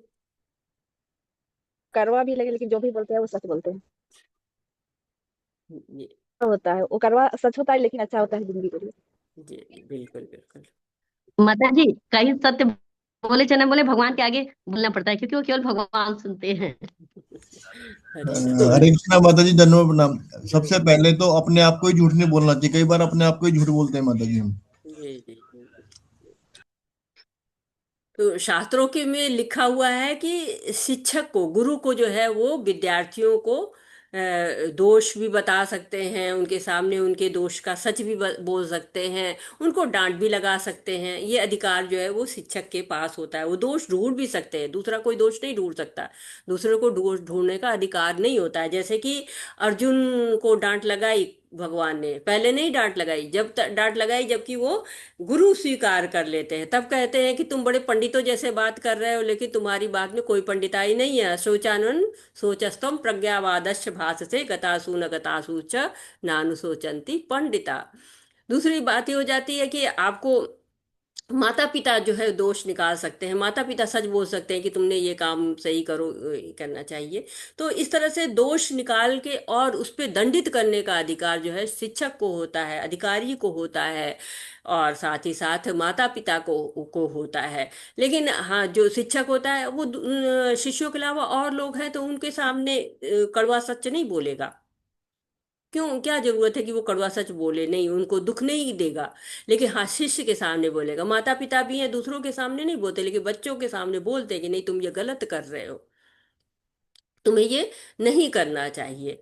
भगवान ने भी देखी शिशुपाल की कितनी गलतियों को माफ किया हुआ था, लेकिन जब निंदा कर रहे थे तो लोग क्या किए कि वहां सभा से उठ के चले गए, कान बंद कर लिए, लेकिन किसी ने ये नहीं कहा कि तुम जो वो, क्योंकि वहां पे कृष्ण खड़े थे इसलिए नहीं बोला कि और उठ के वहां से लोग चले गए, क्योंकि वहां लड़ाई हो जाती ना, पूरी तरह से राजा राजा लोग थे, पूरी तरह से युद्ध हो सकता था, इसलिए वहां से लोग हट गए। उन्होंने जो है वो मारपीट नहीं किया, और न ही उन लोगों ने और कुछ किया। वो केवल उन्होंने कान पे हाथ रखा या फिर सभा छोड़कर चले गए। तो माता पिता डांट मार सकते हैं, लेकिन भारत में मार सकते हैं, बाहर के देशों में तो वो भी नहीं कर सकते। वहां तो स्कूलों में एक नंबर दे देते हैं, बच्चे फोन कर देंगे। अभी यहाँ पर भी दंड स्कूलों में जो है बैन हो गया है, क्योंकि अब लोगों में इतना, टीचर्स में भी धैर्य नहीं रह गया कि वो बच्चों को ठीक से समझा सके, उनको सही रास्ते पर ला सकें। बहुत ज़्यादा कुछ अत्याचार टाइप के बढ़ गया, इसलिए यहाँ पर भी बैन हो गया है। तो सच बोलकर और दंड देने का अधिकार या दोष निकालने का अधिकार माता पिता, गुरु और अधिकारी जन पे होता है, जिससे उनकी सुधार कर सके। अन्यथा और लोगों को सच बोले, लेकिन वो सच बोलना चाहिए जो कि प्रिय हो, अप्रिय सच को नहीं बोलना चाहिए।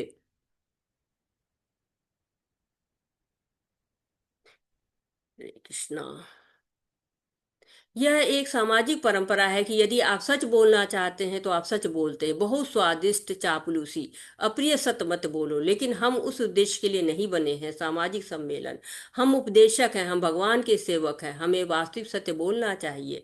आप इसे पसंद करें या न करें, कि ईश्वर विहीन सभ्यता किसी भी अवस्था में सुखी नहीं हो सकती, यह एक सच्चाई है। तो ईश्वर होना चाहिए, ईश्वर के बिना हमारी कोई भी जो है, जो ईश्वर विहीन समाज बनता है, वो कहीं से भी कहते हैं कि सुख नहीं दे सकता है, संतुष्टि नहीं दे सकता है। दान के प्रकार, तो दान पे आ जाते हैं। दान 3 प्रकार के होते हैं, सात्विक, राजसिक, तामसिक। सात्विक अच्छाई में दान उचित विचार के साथ है, वह योग्य स्थान है ब्राह्मणों तथा वैष्णवों के हाथों दान देने के लिए, क्योंकि जो कुछ तुम उन्हें दोगे वह भगवान की सेवा में लगाएंगे। तो थोड़ा थोड़ा हम जो है ले लेते हैं बुक में से भी, क्योंकि दान के पहले क्या है ये भी देख लेते हैं।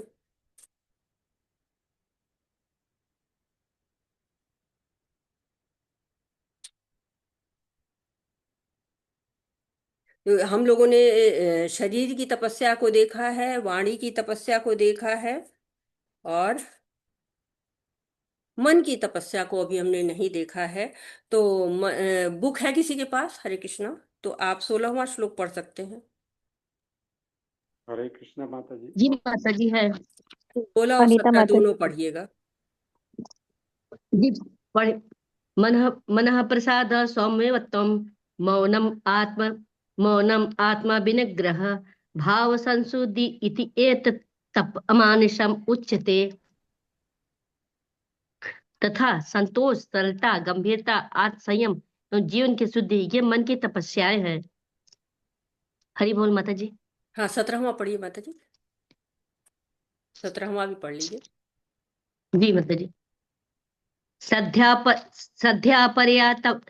तत्तम तपः तत् त्रिविधम नरे अफल अंखान चिबी युक्ते सात्विकम परिचर्ये।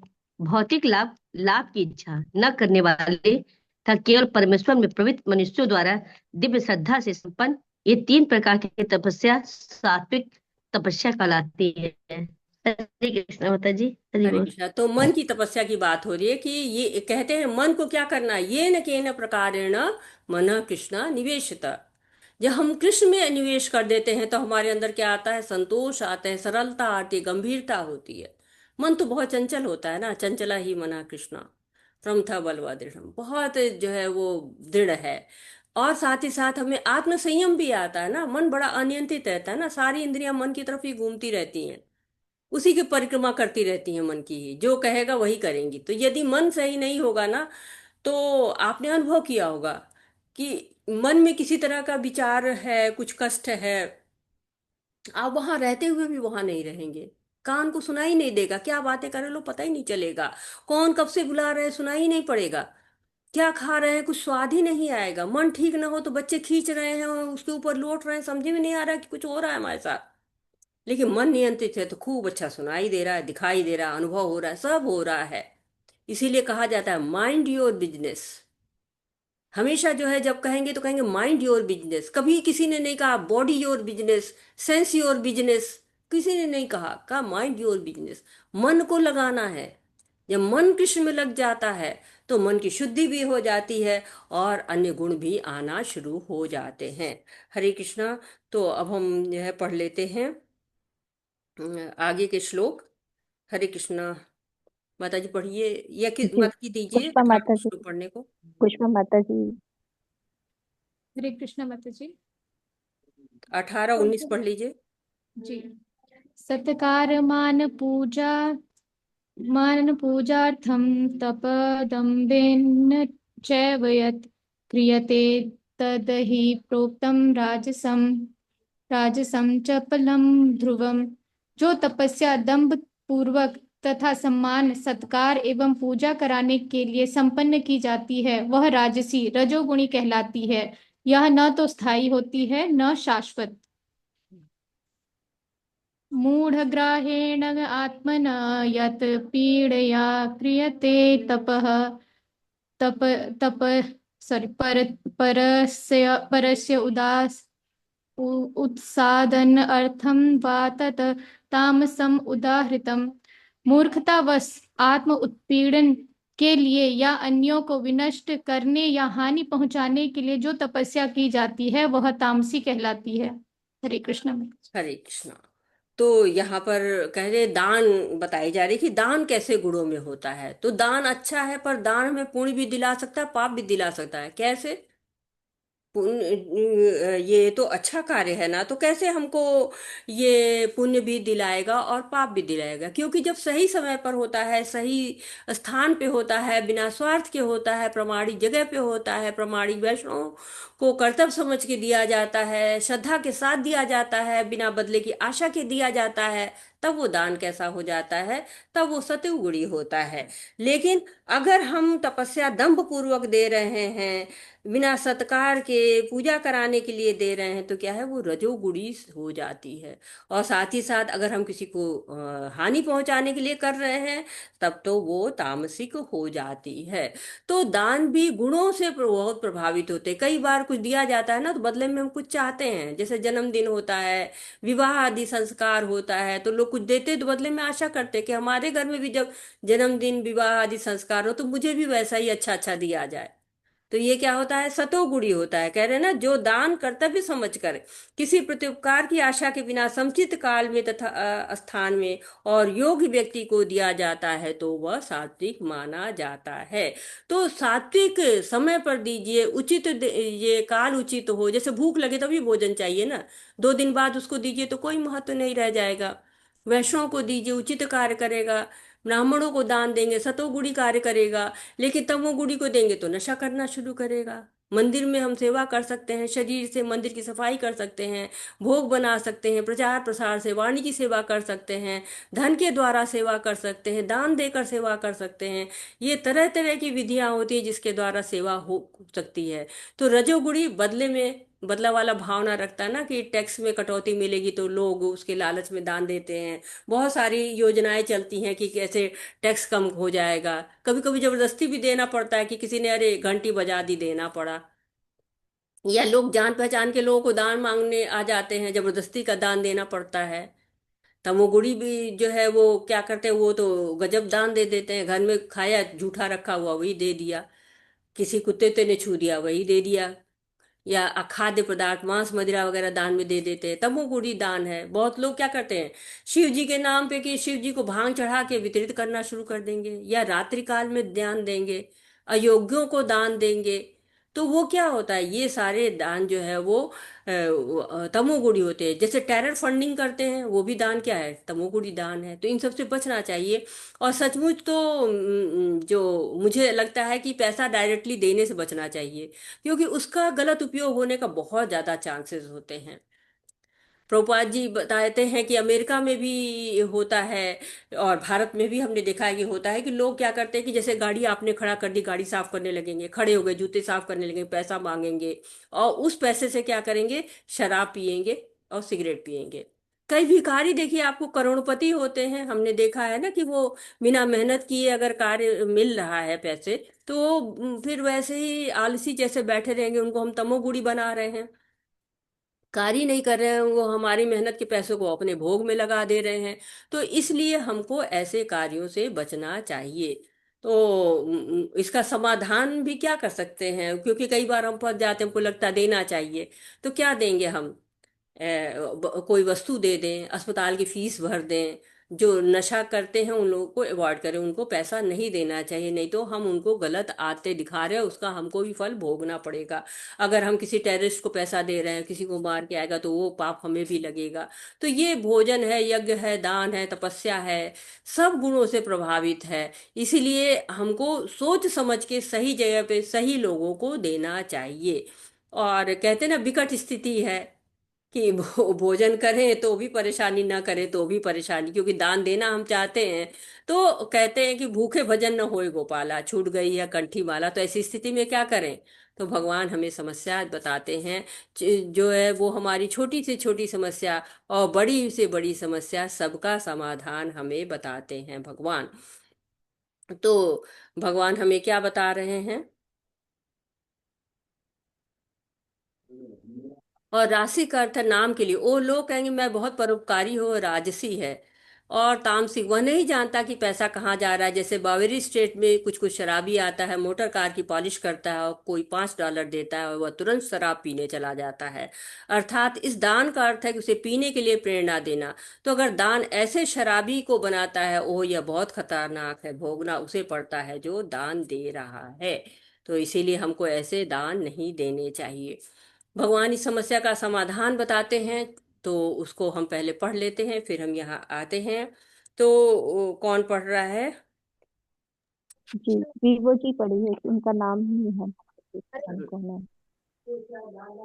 23वां पढ़िए माता जी, 23वां, 24वां और 25वां पढ़वा जी दीजिए। वीवो जी पढ़िए, कौन है? 23434। सुधा माता जी आप पढ़िए। हरे कृष्णा माता जी, सादर प्रणाम। हरे 21वें से पढ़ूंगा तो 23, 24, 25। ओम तत्सदिति निर्देशो ब्रह्मणस्त्रिविध स्मृत ब्राह्मणास्तेन वेदाश्च यज्ञाश्च विहिता पुरा। सृष्टि के आदि काल से ओम तत्सत ये तीन शब्द पर ब्रह्म को सूचित करने के लिए प्रयुक्त किए जाते रहे हैं। ये तीनों सांकेतिक अभिव्यक्तियां ब्राह्मणों द्वारा वैदिक मंत्रों का उच्चारण करते समय तथा ब्रह्म को संतुष्ट करने के लिए यज्ञों के समय प्रयुक्त होती थी। 24वां तस्मादम ओम इत्युद्रायत यज्ञदान तपः क्रिया प्रवर्तन्ते विधानोक्तः सततम ब्रह्मवादिनाम। अतएव योगी जन ब्रह्म की प्राप्ति के लिए शास्त्रीय विधि के अनुसार यज्ञ दान तथा तप की समस्त क्रियाओं का शुभारंभ सदैव ओम से करते हैं। तदित्यनभिसन्ध्याय फलं यज्ञ तपः क्रियाः दान क्रियायश्च विविधा क्रियन्ते मोक्षकांक्षिभिः। मनुष्य को चाहिए कि कर्म फल की इच्छा किए बिना विविध प्रकार के यज्ञ तप तथा दान को तत् शब्द कहकर संपन्न करे। ऐसी दिव्य क्रियाओं का उद्देश्य भव बंधन से मुक्त होना है। हरे कृष्ण माता जी। हरे कृष्ण माता जी। 26 और 27 माता जी दूसरे को दे दीजिए पढ़ने के लिए। जी अनीता सिन्हा माता जी आप पढ़िए।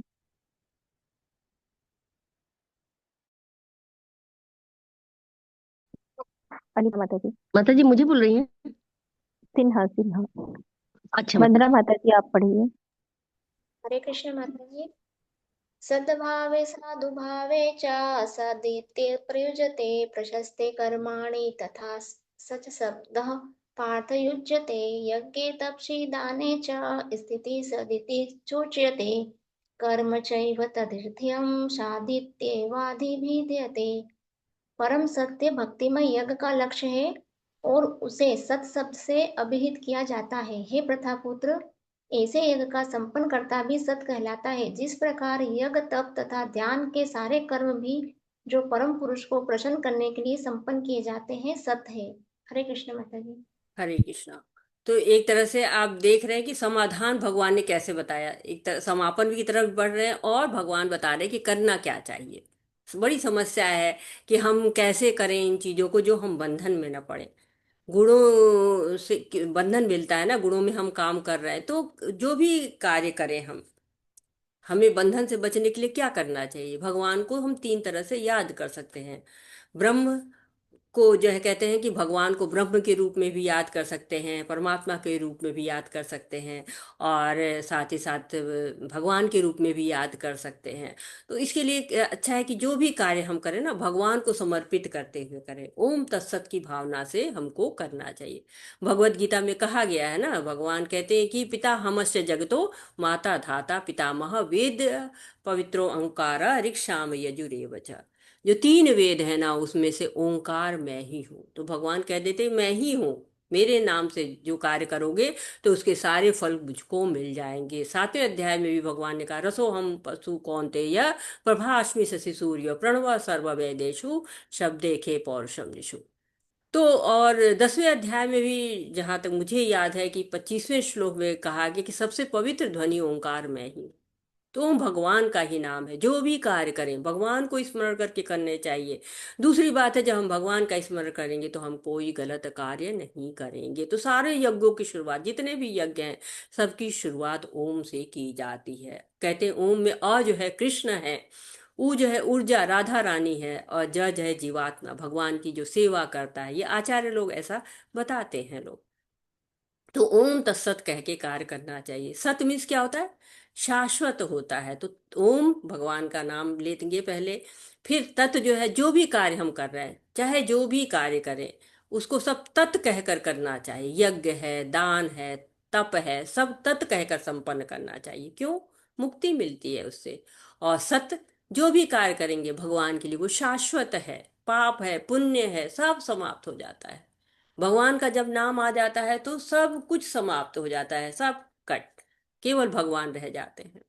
तो भौतिक भोग के लिए जब कार्य करते हैं तो फिर हम बंधन में आते हैं। तो कार्य बंद नहीं करना है, वो कर्म बंधन देंगे, लेकिन जब ओम तत्सत की भावना से करेंगे तो वो कर्म बंधन नहीं होगा। भौतिक भोग के लिए कार्य करेंगे असत हो जाएंगे, लेकिन हमें असत कार्य नहीं करना है। कहा गया ना, अश्रद्धया हुतम दत्तम तपस्तप्तम कृत च यत् असिद्ध्यत चित्ते पार्थ न च तत्प्रेत्य न ऊह्य। हे पार्थ, श्रद्धा के बिना यज्ञ, दान, तप के रूप में जो भी किया जाता है वो नश्वर है, वो असत कहलाता है। इस जन्म में तथा अगले जन्म में दोनों में ही व्यर्थ जाता है। तो सत का अर्थ क्या होता है? दिव्य अमृत। जब तत् जो है वो ओम की सेवा में लग जाता है तो सत जो है वो नित्य दिव्य हो जाता है। दिव्यता आ जाती है, जहां भगवान का नाम जुड़ा दिव्यता आ जाती है, आध्यात्मिकता आ जाती है जब भगवान का आप नाम लेते हैं। नहीं तो सब क्या है? असत है। भौतिक जगत में सब कुछ असत है, भौतिक प्रकृति में कुछ भी सत नहीं है। सत वहीं पे आता है जहां पर कि भगवान का नाम आ जाता है। तो अब हम अगले अध्याय की तरफ बढ़ रहे हैं और कहा गया कि अध्याय 18 श्लोक 1 से 54 तक का अवलोकन। 1 से 12 तक के जो श्लोक है कर्मयोग है, 13 से 18 तक के ज्ञान योग है, 19 से 40 तीन गुणों द्वारा नियंत्रण, और 41 से 48 निर्धारित कर्तव्य कर्मयोग, और 49 से 54 ज्ञान योग या ब्रह्म भूत की बात यहाँ पे हो रही है। तो जो 18वां अध्याय है वो उपसंहार कहलाता है। कर्म, ज्ञान, योग सब गुणों के बारे में जानेंगे। जो कुछ हमने अभी तक पढ़ा है उसी के बारे में और जो है उपसंहार के रूप में आएगा। भगवान तीन गुणों से हमें कैसे मुक्त करेंगे इसके बारे में भी बताया जाएगा। हमारा निश्चय जो है वो कब कर्म और कब कर्मों को गुणों से बाहर कर सकता है, उनके नियंत्रण से निकाल सकता है, इसके बारे में भी बताया जाएगा। हमें चार वर्ण, चार आश्रम के बारे में बताया जाएगा। भगवान की ब्रह्म भूत अवस्था के बारे में, परमात्मा के बारे में, भक्ति के बारे में, अंतिम उद्देश्य के बारे में, और हमें भगवद गीता पढ़ने के बाद जो फलश्रुति मिलती है उस सब के बारे में बताया जाएगा। तो अब हम पढ़ेंगे इस इकाई को। इकाई तो यही चल रही है, अब इसके आगे हम इसको पढ़ने की कोशिश करते हैं। कर्म योग द्वारा बंधन से मुक्ति। अर्जुन द्वारा त्याग एवं संन्यास के बारे में पूछना। भगवान कृष्ण द्वारा त्याग और संन्यास की परिभाषा, त्याग संबंधी साधारण मत एवं भगवान का मत, और तीन गुणों में त्याग, वास्तविक संन्यास। तो हम इनको और आगे पढ़ने की कोशिश करते हैं। और कार्य के 5 घटक, सही एवं गलत कार्यों के कारण कर्ता तथा अकर्ता की मानसिकता। तो हम बुक उठाते हैं क्योंकि बुक में ही हम इनको और पढ़ पाएंगे, श्लोक तो यहाँ है नहीं। तो हरे कृष्णा कृष्ण कृष्णा हरे हरे, हरे राम राम राम हरे हरे। उपसंहार संन्यास की सिद्धि। संन्यासस्य महाबाहो तत्मिच्छामि वेदितुं, त्यागस्य च ऋषिकेश पृथकेशी निषूदन। जी अनीता श्रीवास्तव माता जी। अनीता श्रीवास्तव माता जी। अनीता सिन्हा माता जी। आवाज आ रहा है माता जी? आवाज आ रहा है? हरे कृष्णा। हाँ जी बोलिए। हरे कृष्ण। अच्छा माता जी। माता जी 28वां है। पहला श्लोक पढ़िए। माता जी 18वें श्लोक पे आ गए हैं, पहला श्लोक है 18वें अध्याय का पहला श्लोक। 18वां श्लोक है। अच्छा हाँ, ये तो खत्म हो गया था, सॉरी। 18वां अध्याय। अर्जुन वाच संन्यासस्य महाभाव। माता जी श्लोक पढ़ना है ना? माता जी भावार्थ हरे कृष्ण माता पढ़िए, जी। भावार्थ। अच्छा। अर्जुन ने कहा, हे महाभाव, मैं त्याग का उपदेश जानने का इच्छुक हूँ। और हे केसी निषूदन, हे ऋषिकेश, मैं त्यागमय जीवन संन्यास आश्रम का भी उपदेश जानना चाहता हूँ। हरे कृष्ण जी, हरि बोल। हरे कृष्णा। तो पहले श्लोक में बताया गया कि भगवत गीता का महत्व क्या है। पहले हमने पढ़ा है छठे अध्याय का जब अंत हुआ था तो क्या बताया गया था, इकाई एक जब आपने पढ़ा था तो कहा गया था योगी नाम अपि सर्वेषां मद गतेन अंतरात्मना श्रद्धावान भजते यो वा स मे युक्त तमो मतः। तो भक्ति योग का जो श्लोक था, जब दूसरी इकाई मतलब वो पूरा सार था, पहले से छठे अध्याय का सार था वो। और दूसरी इकाई का सार हमने जब पढ़ा था तो एकदम जो है 9.24 में हमको सार मिला था वहां पे, मन बना भो मद भक्तो मद्याजी माम नमस्कुरु माम वैश्य से युक्तेव आत्मानम मत परायण। और तीसरी इकाई के अंत में हमने क्या पढ़ा कि सारे कार्य ओम तत्सत की भावना से करना चाहिए। तो भगवत गीता समाप्त हो गई।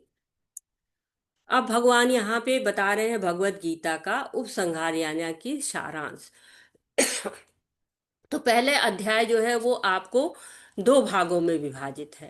पहले बताया गया कि शारीरिक मतलब इस अध्याय का जो 18वां अध्याय है, इसका पहला पार्ट जो कहेंगे आपको वो है दो भागों में विभाजित है। पहले बताया गया कि शारीरिक स्तर पर क्या करना चाहिए और उससे आध्यात्मिकता में कैसे जाएंगे, और जो दूसरा पार्ट है वो बताएगा कि भगवान की भक्ति के बारे में, उसकी महिमा के बारे में, भगवत गीता के निर्णय के बारे में, ये सब बारे में बात होगी। तो अब जो पहले से लेके 12वें तक के श्लोक हम पढ़ेंगे उसमें होगा कर्म बंधन से मुक्ति। तो एक तरह से आपकी भगवत गीता समाप्त हो चुकी है। अब हम उपसंहार उसके निष्कर्ष की तरफ बढ़ रहे हैं। तो यहाँ पे क्या बता रहे हैं, कह रहे हैं कि हरे कृष्णा, हे महाबाहु, मैं त्याग का उद्देश्य जानने का इच्छुक हूँ। और हे केशवनिषूदन, हे ऋषिकेश, मैं त्याग में जीवन का भी उद्देश्य जानना चाहता हूँ। तो त्याग और संन्यास के बारे में चर्चा तीसरे अध्याय में भी हुई, 5वें अध्याय में हुई, और 18वें अध्याय में दोबारा कंफर्म कर रहे हैं कि ये अध्याय में, क्योंकि इस यहाँ पे जो भी विषय है सबकी चर्चा पहले ही हो चुकी है, ये नया कोई विषय नहीं आ रहा। तो ऋषिकेश और केशवनिषूदन के बारे में जो है कहा गया है कि ऋषिकेश हैं, भगवान क्या है, ऋषिकेश हैं, ऋषि उसके जो हमारी इंद्रियां उसके स्वामी हैं, और केशी निषिदन भी है क्योंकि केसी नाम के असुर का उन्होंने वध किया है। तो अर्जुन चाहते हैं कि कुछ भी अगर संशय बच गया हो ना थोड़ा बहुत, तो वो भी समाप्त कर दीजिए। अब जो है कोई भी संशय बाकी न रहे, कोई अज्ञानता न बाकी रहे, कोई कर्मकांड का भाव न बाकी रहे, कुछ भी बाकी नहीं रहे। तो ये उपसंहार है। तो दूसरा अध्याय सार है, ये उपसंहार है। दोनों में अंतर क्या है कि सार का मतलब होता है कि आगे क्या क्या आने वाला, हम क्या पढ़ने वाले हैं, और सारांश का मतलब होता है कि क्या निर्णय है। तो अब त्याग और संन्यास की परिभाषा जो है वो भगवान बताने वाले हैं। काम्यना कर्मणा न्यासम संन्यासम कवयो विदु सर्वकर्म फल त्यागम प्राहु त्याग विचक्षणा। भगवान ने कहा जी भौतिक इच्छा पर आधारित कर्मों के परित्याग को विद्वान लोग संन्यास कहते हैं, और समस्त कर्मों के फल के त्याग को बुद्धिमान लोग त्याग कहते हैं। तो परिभाषा आ गई कि भौतिक इच्छा पर आधारित कर्म का त्याग करना चाहिए, ये संन्यास ही लोग करते हैं, और समस्त कर्मों के फलों का त्याग करना चाहिए, ये त्याग में आता है। क्योंकि जितनी फल की इच्छाएं होंगी उतनी आशाएं होंगी, उतना ज्यादा कष्ट होगा। कहते हैं ना कि काम नहीं ठीक से हो रहा है, क्यों, मतलब फल नहीं अच्छे से मिल रहा है, फल काम अच्छे से ना होने मतलब उसका फल प्रॉपर नहीं मिल रहा है, क्या होता है, फ्रस्ट्रेशन होता है, एक्शन रिएक्शन एक तरह से होता है ना, किसी को मारोगे तो वो भी मारोगे, वो उस तरह के कर्म की बात हो रही है, फल की बात हो रही है कि हमने पेड़ लगाया तो हमें फल मिलना चाहिए। तो इस तरह की जो होता है, भगवान कहते हैं ये फल को त्याग दो, लेकिन हम त्याग नहीं पाते, तो भगवान कहते हैं मेरे से जोड़ दो। क्यों? क्योंकि यज्ञार्थ कर्मणो अन्यत्र लोकोयम कर्म बंधन तदर्थ कर्म कौन्तेय मुक्त संग समाचर। किसी और के लिए कार्य करोगे बंधन में पड़ोगे, मेरे लिए कर्म करोगे ठीक रहोगे। त्याजम दोष विद्युत के कर्म प्राहु मनीषिणा यज्ञ दान तपः कर्म न चापरे। कुछ विद्वान घोषित करते हैं कि समस्त प्रकार के कर्मों को दोषपूर्ण समझकर त्याग देना चाहिए, किंतु अन्य विद्वान मानते हैं कि यज्ञ दान तपस्या के कर्मों को कभी नहीं त्यागना चाहिए। तो ऐसा नहीं कि भगवान केवल अपनी बात करे, वो बता रहे कि और लोग क्या कहते हैं, सच्चे कर्म जो है वो सारे कर्म जो भी कर रहे हैं त्याग दो, लेकिन जो है वो यज्ञ दान तप को नहीं छोड़ना चाहिए, ये भी कहते हैं लोग। तो एक मत ये है कि सब त्यागो, दूसरा कहता है कि यज्ञ दान और तप को करो। तो श्रील प्रभुपाद जी कहते हैं कि जैसे कि इस पर तात्पर्य उनका आता है कि पशु बलि नहीं देना चाहिए, हिंसा है, त्याग दो। और कुछ लोग कहते हैं कि पशु बलि देने से उस जीव का उद्धार हो जाता है। तो दो तरह के मत होते हैं। फिर भगवान क्या कहते हैं, भगवान अपना मत बताते हैं, हे भरत श्रेष्ठ, अब त्याग के विषय में मेरा निर्णय सुनो। हे नर शार्दुल, शास्त्रों में त्याग 3 तरह का बताया गया है। तो त्याग क्या है, 3 तरह का है। यज्ञ दान तथा तपस्या के कर्मों का कभी परित्याग नहीं करना चाहिए, उन्हें अवश्य संपन्न करना चाहिए। निसंदेह यज्ञ दान तथा तपस्या महात्माओं को भी शुद्ध बनाते हैं। तो अर्जुन ने केवल जो है वो त्याग के बारे में पूछा था, भगवान कह रहे हैं यज्ञ दान और तप तीनों के बारे में बता रहे हैं कि नहीं त्यागना चाहिए। तो किसी भी कर्म को सकाम कर्म समझ के नहीं त्यागना है, बल्कि यज्ञ दान और तप को कर्तव्य के रूप में करना है, उस रूप में करना है, भगवान के लिए करना है। तो श्रील प्रभुपाद जी इसका उदाहरण देते हैं कि जैसे सन्यासी लोग हैं, वो स्वयं विवाह नहीं करते हैं, लेकिन ऐसा नहीं है कि वो विवाह के कार्यों में सहयोग नहीं देते हैं या किसी को अनुमति नहीं देते हैं, देते हैं। क्यों? क्योंकि वो नहीं त्यागते हैं ना। खुद उन्होंने भले त्यागा, लेकिन दूसरों को नहीं कहते कि नहीं नहीं तुम त्याग दो, तुमको भी नहीं करना। क्योंकि विवाह क्या है, पवित्र यज्ञ है, उससे भी आध्यात्मिक प्रगति होती है यदि संयम से रहा जाए तो। सन्यासी स्वयं स्वयं जो है किसी भी स्त्री का संग नहीं करता है, लेकिन विवाह को प्रोत्साहित करता रहता है, वो उसके लिए उसको मना नहीं करता है। इन सारे कार्यों को किसी प्रकार की आसक्ति या फल की आशा के बिना संपन्न करना चाहिए। हे पितापुत्र, इन्हें कर्तव्य मानकर संपन्न करना चाहिए, यही मेरा अंतिम मत है। तो भगवान कह रहे हैं कि तुम आसक्ति का त्याग कर दो। आसक्ति लेकिन बड़ी सूक्ष्म होती है ना, फल तो स्थूल है, दिखाई पड़ता है। तो फल तो हम त्याग देते हैं, लेकिन आसक्ति नहीं त्याग पाते हैं। तो कर्म से फल बनता है और फल प्राप्ति भी होती है जब हम उसको स्वयं के लिए करते हैं। लेकिन फल त्याग देने से हमें बंधन छूट जाता है। और लेकिन जो कर्म और आसक्ति दोनों का त्याग कर देता है, जो कर्म फल का और आसक्ति दोनों का त्याग करता है, वही असली त्याग है और उसको उसी हिसाब से करना चाहिए। निर्दिष्ट कर्तव्यों को कभी नहीं त्यागना चाहिए। यदि कोई मोहवश अपने नियत कर्मों का परित्याग कर देता है तो ऐसे त्याग को तामसी कहा जाता है। जो व्यक्ति नियत कर्मों को कष्टप्रद समझकर या शारीरिक क्लेश के भय से त्याग देता है, उसके लिए कहा जाता है कि उसने यह त्याग रजोगुण में किया है। ऐसा करने से कभी त्याग का उच्च फल नहीं मिल पाता है। तो त्याग को उच्च जो मानते हैं, पर त्याग कब उच्च होता है, कब जो है अच्छा होता है, जब गुणों से प्रभावित नहीं होता है। अगर तामसिक त्याग है तो कोई आध्यात्मिक प्रगति नहीं है। हिप्पी लोग क्या आते, अपना देश छोड़ के आए, परिवार घर संस्कृति छोड़ के आए, तो वो कोई जो है वो त्याग थोड़ी ना था, वो तो तामसिक था। तो सन्यासी का धर्म क्या होता है, स्वयं के लिए भोजन न बनाए लेकिन भगवान के लिए बनाए। लेकिन कभी कभी हम नियमों से इतना आसक्त हो जाते हैं ना कि भगवान की सेवा ही नहीं करते हैं। तो इस तरह से कहा गया है कि हमें सब कुछ नहीं त्यागना है, भगवान के लिए कर्म करते रहना है। हे अर्जुन, जब मनुष्य नियत कर्तव्य को करनी मान के करता है, तब समस्त भौतिक संगति और फल की आसक्ति को त्याग देता है। उसका यह त्याग सात्विक कहलाता है। जब कर्तव्य समझ के कर्म करेंगे तो वो सात्विक होगा। सतोगुण में स्थित बुद्धिमान त्यागी, जो न तो अशुभ कर्म से घृणा करता है न शुभ कर्म से लिप्त होता है, वह कर्म के विषय में कोई संशय नहीं रखता है। तो सात्विक त्याग क्या होता है कि कर्म नहीं त्यागते हैं, कर्म फल को त्यागते हैं। तामसिक जो है मोह के कारण जो है वो त्याग ढंग से नहीं कर पाता है। राजसिक जो है कष्ट के कारण त्याग नहीं कर पाता है, लेकिन सतोगुणी कर्म फल को त्याग देता है। जैसे अगर कोई फैक्ट्री में भी कार्य करता है तो उसके कर्म फलों को भगवान को समर्पित कर देता है, तो वो भी सन्यासी है ना, वो भी सात्विक त्याग कहलाता है। निसंदेह किसी भी देहधारी प्राणी के लिए समस्त कर्मों का परित्याग कर पाना असंभव है, लेकिन जो कर्म फल का परित्याग करता है वह वास्तविक में त्यागी कहलाता है। तो कर्म फल का त्याग करना है, समस्त कर्मों का तो त्याग कर ही नहीं सकते ना। जो सन्यासी भी होते कहते हैं कि कर्म तो करना ही पड़ेगा, दुनिया में आए हैं तो हम जीना ही पड़ेगा। तो इस तरह से कर्म तो करना ही पड़ेगा, इसलिए कर्म करिए लेकिन उसके फलों को त्याग दीजिए, ऐसा यहाँ पे बताया जाए। तो व्यवहारिक रूप से नहीं हो सकता कर्मों का त्याग, लेकिन कर्म फलों का भी पूर्णतः त्याग बड़ा मुश्किल होता है, कठिन है, असंभव नहीं है, प्रयास करना पड़ता है। कहते हैं ना कि देह है, शरीर है, तो सारे कर्मों को कैसे त्याग देंगे, अशेषतः हो जाएगा, कुछ ना कुछ तो बच ही जाएगा ना उसमें से। और जो त्यागी नहीं है उसके लिए इच्छित, इष्ट, अनिच्छित, अनिष्ट तथा मिश्रित, ये तीन प्रकार के कर्मफल मृत्यु के बाद मिलते हैं। लेकिन जो सन्यासी है उन्हें ऐसे फल का सुख दुख नहीं भोगना पड़ता है। तो बता रहे कि कर्मफल का त्याग नहीं करोगे तो क्या होगा, अनिष्टम, इष्टम और मिश्र, तीन प्रकार के कर्मफल मिलेंगे। अनिष्टम क्या है, जिसकी हम इच्छा ही नहीं करते। इष्टम क्या है, जिसकी हम इच्छा करते हैं। और मिश्रित क्या है, जो कि मिक्स होता है ना, अच्छा भी बुरा भी। जैसे कभी कभी हम झूठ बोलते हैं, परिस्थिति बन गई, सत्य नहीं बोल पा रहे हैं, तो कुछ अच्छा हुआ कुछ बुरा हुआ, मिश्रित हो गया, तो दोनों का फल हो जाता है।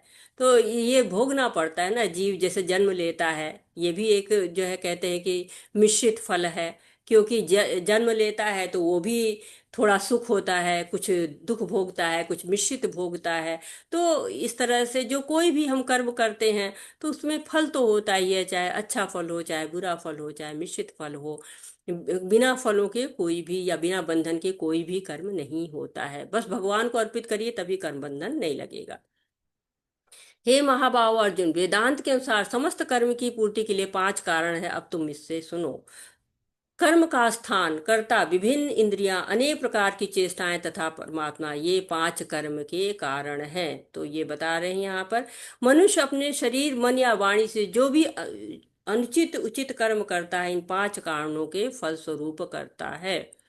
अतः इन 5 कारणों को न मानकर अपने आप को एकमात्र कर्ता मानता है, वह निश्चय ही बुद्धिमान नहीं होता, वस्तुओं को सही रूप में नहीं देख सकता।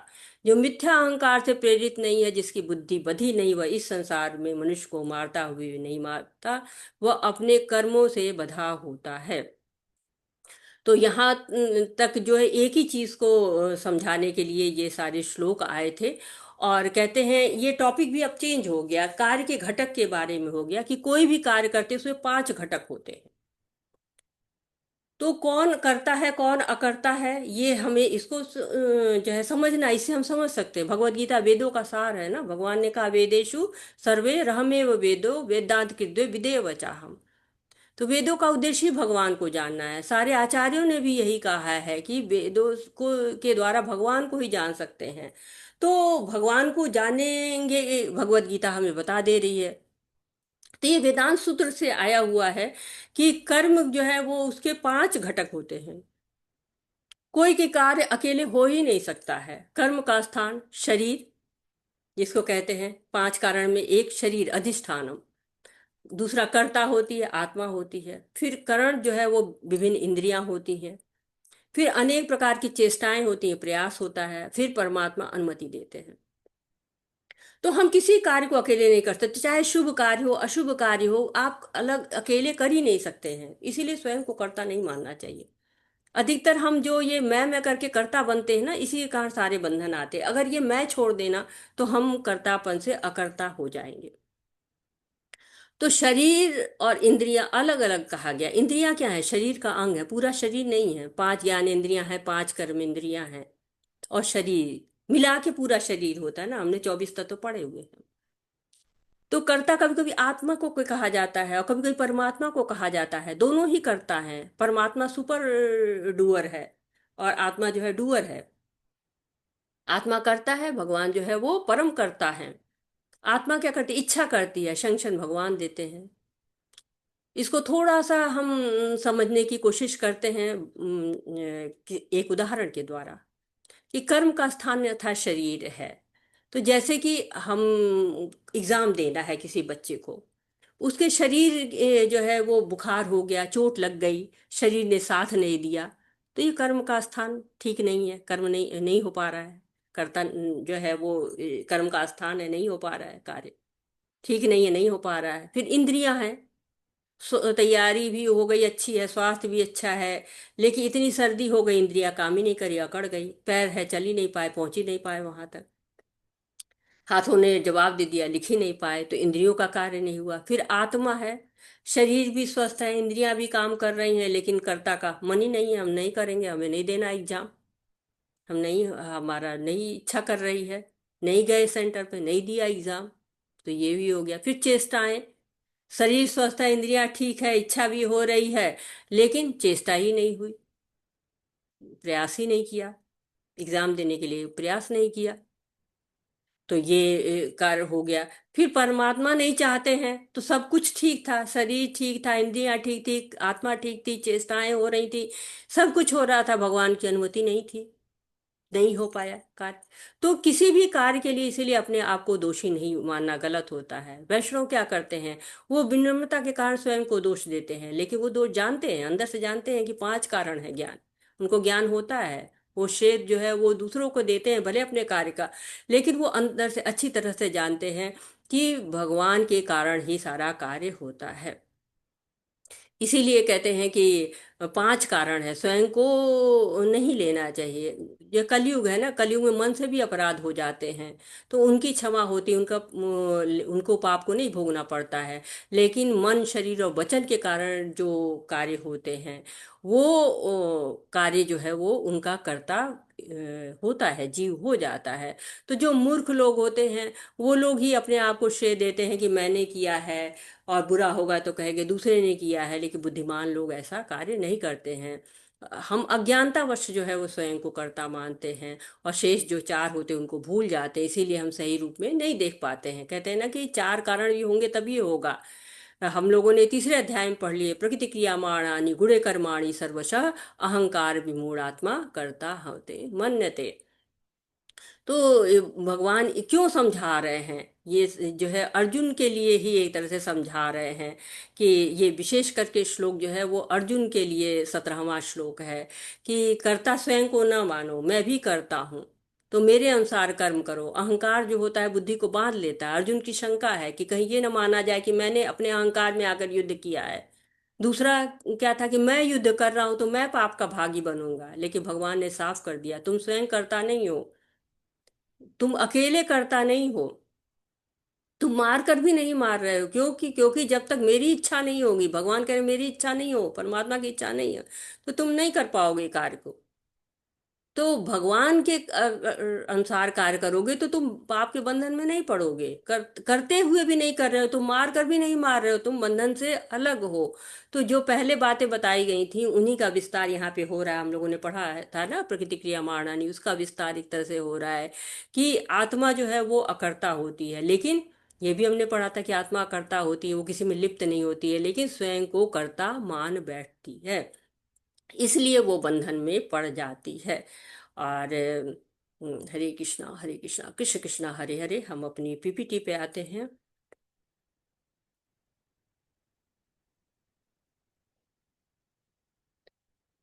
हरे कृष्णा। तो कर्ता की मानसिकता में हमने देखी है। अब यहाँ से मैं ब्रेकआउट रूम बनाती हूँ और आप लोग ब्रेकआउट रूम में जाएंगे। ये आप नोट कर सकते हैं। पहला जो हमारा ग्रुप होगा वो 3 प्रेरक और 3 कार्य के अंग पे कार्य करेगा। वो देखेंगे कि इनके मेन पॉइंट्स आपको निकालने हैं, बहुत, क्योंकि काफ़ी श्लोक हैं, इनको 2 श्लोक ही मिल रहे हैं। दूसरे जो है 3 गुणों में ज्ञान, कर्ता और कर्म, 20 से 28 तक के श्लोक हैं। 3 गुणों में बुद्धि, धृति एवं सुख, ये 29 से 40 तक है। तो ये 3 ब्रेकआउट रूम में बनाऊंगी और आप लोग नोट कर लिया आप लोगों ने, ये तीनों को नोट कर लीजिए या फोटो खींच लीजिए और आप लोग इसको अनुसार कार्य करेंगे। मैं 3 रूम बनाने जा रही हूँ ब्रेकआउट रूम। मुख्य पॉइंट आपको जो इसमें से है उनको ढूंढना है और उनको आप लोग एक जैसे मिनट माता जी, थोड़ा सा फिर से दे दीजिए। तो माता जी क्या 3 गुणों द्वारा थोड़ा फिर से दे दीजिए। इसीलिए कह रहे थे ना टाइम की वेस्टेज होगा, इस तरह से स्क्रीन शॉट नहीं लीजिए कर पाए माता जी, तो से हो गया। फोटो खींच लीजिए। फोटो खींच लीजिए माता जी। हाँ हाँ माता जी, वो स्क्रीन शॉट आजकल तो इतनी सुविधाएं हैं, या स्क्रीन शॉट लेते हैं वो ले लीजिए। हाँ माता हो जी, गया वही ले रहे हैं। तो हो गया, हटाएं। 1 मिनट, स्क्रीन शॉट नहीं हो पा रहा माता जी। आपके ग्रुप का कोई भी ले लेगा माता जी, आप जिस ग्रुप में होगे ना और लोगों से ले लीजिएगा क्योंकि समय वेस्ट बाकी ना से रहे। लीजिएगा हमको। हरे कृष्णा। ब्रेकआउट रूम में बना हाँ रही माता जी, दे दीजिएगा। हाँ 3 रूम कभी कभी बना रही स्क्रीनशॉट नहीं हूँ। ले पाता है माता जी। हरे कृष्णा। 3 रूम में बना रही हूँ और आप लोग पहुंचिए वहां और एक लीडर चुनिएगा और मुख्य मुख्य बातें, मैं बार बार दोहरा रही हूँ, जो मुख्य मुख्य चीजें हैं उनको आप जो है नोट करिएगा और उनको यहाँ पे करिएगा। मैंने दे दिया है, आप लोग पहुंचिए रूम्स में। हरे कृष्णा। तीन गुणों के तीन गुणों के आधार पर उनके तीन तीन भेद होते हैं। कर्ता सतोगुणी भी हो सकता है, रजोगुणी भी हो सकता है, तमोगुणी भी। ऐसे ही कर्म हम सतोगुण में कर सकते हैं, रजोगुण में और तमोगुण में कर सकते हैं। और ज्ञान हमारा सतोगुणी, तमोगुणी, रजोगुणी हो सकता है। तो जिस गुण में हम जो कार्य करते हैं उसके अनुरूप उसका फल हमें प्राप्त होता है, उसी तरह से उसका कर्मफल बनता है। तो हमें आध्यात्मिक क्षेत्र में सतोगुण में कम से कम स्थित होकर कार्य करना चाहिए। जो विधि के शास्त्र, वैदिक शास्त्र, गुरु साधु हमें निर्देश देते हैं, उनके अनुसार हम कार्य करते हैं तो हमारी प्रगति शुद्ध सत्य के लिए की तरफ होती है। उस तरह से फिर हम मतलब भक्ति में प्रगति कर पाते हैं। हरे कृष्ण।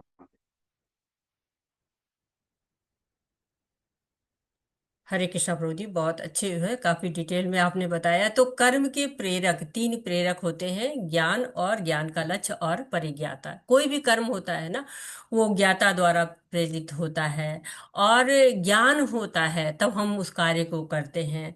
और कहते हैं कि जो परिज्ञाता, जो जानने वाला होता है, तो जो है 3 प्रकार के कार्य के अंग होते हैं और 3 प्रकार की जो है वो कार्य की प्रेरणा होती। तो सभी क्रियाएं होती हैं, सभी जीवों को गुण नियंत्रित करते। तो कर्म का ज्ञान जरूरी है।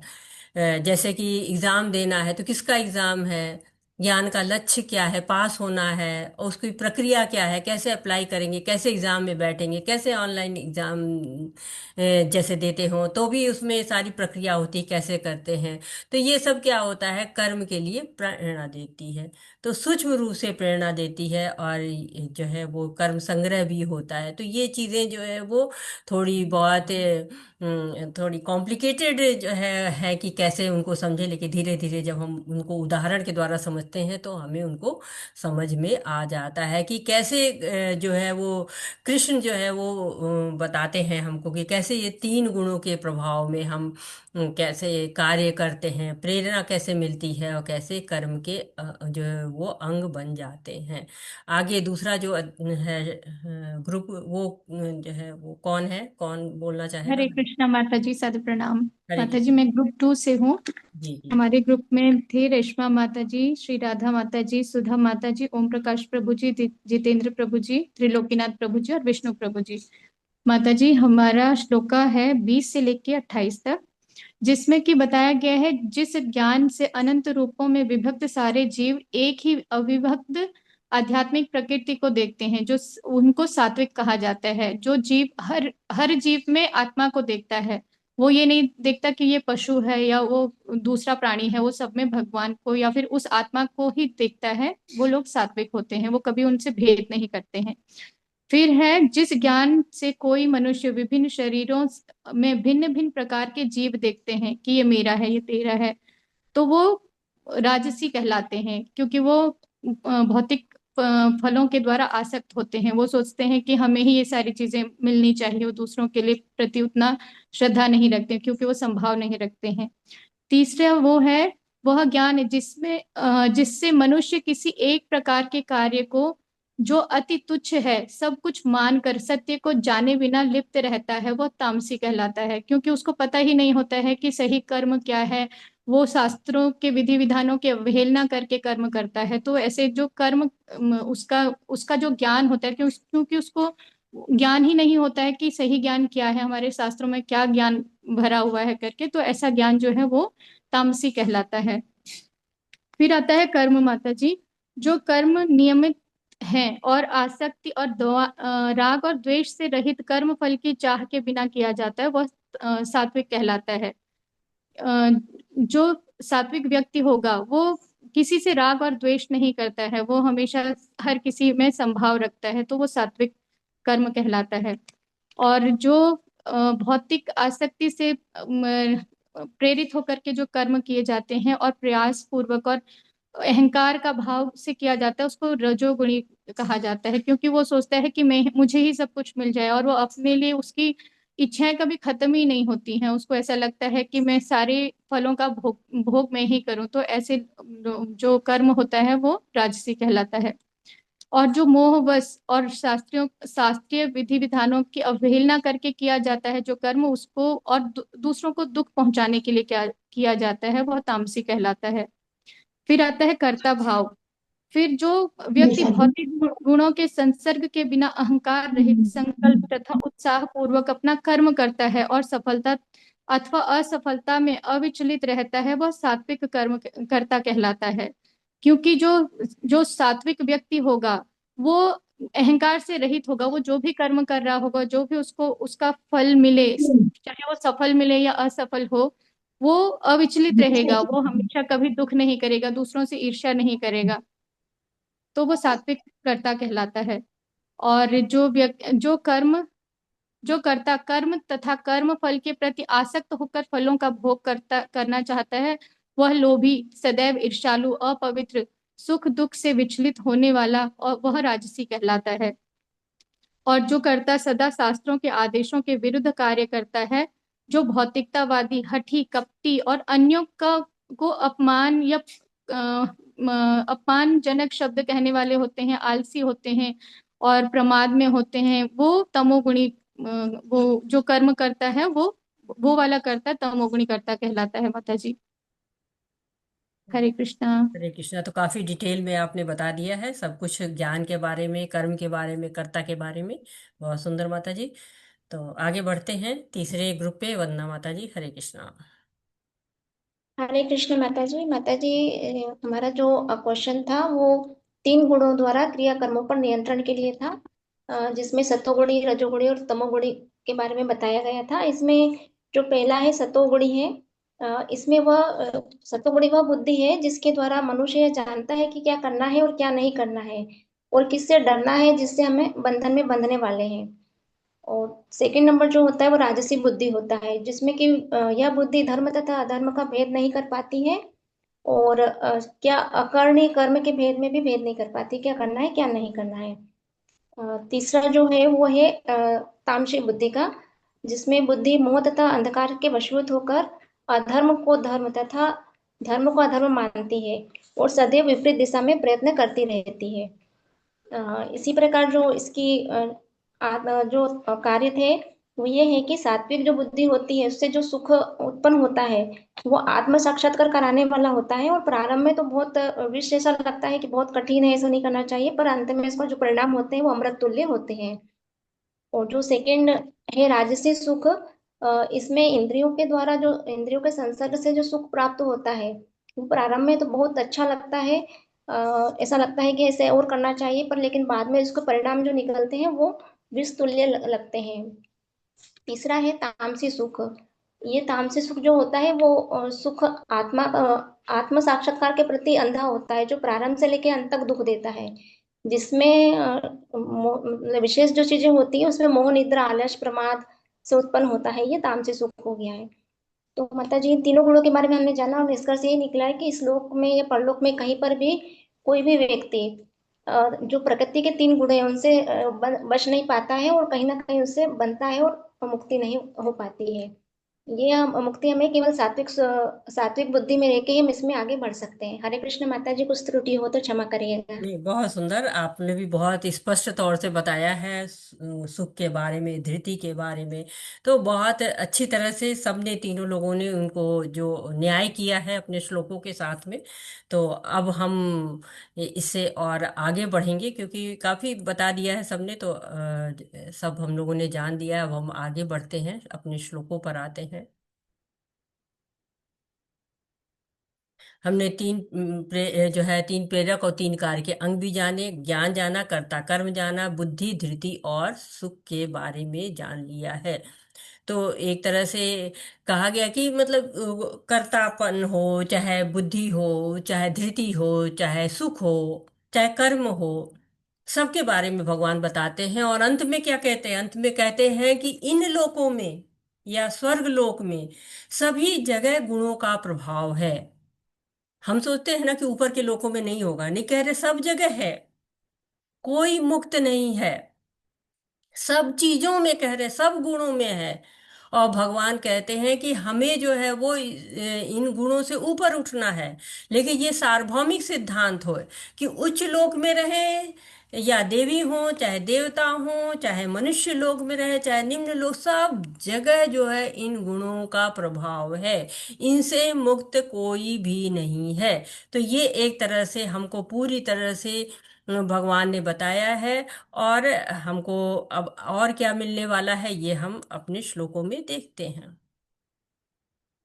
अच्छाई के स्तर पर खुद को ऊपर उठाएं। परमेश्वर को समझने का मार्ग खोलने से पहले व्यक्ति को कम से कम सतगुण तक स्वयं को ऊपर उठाना होगा। सतोगुण के स्तर तक स्वयं को ऊपर उठाए बिना व्यक्ति अज्ञान और रजोगुण में रहता है, जो आसुरी जीवन के कारण है।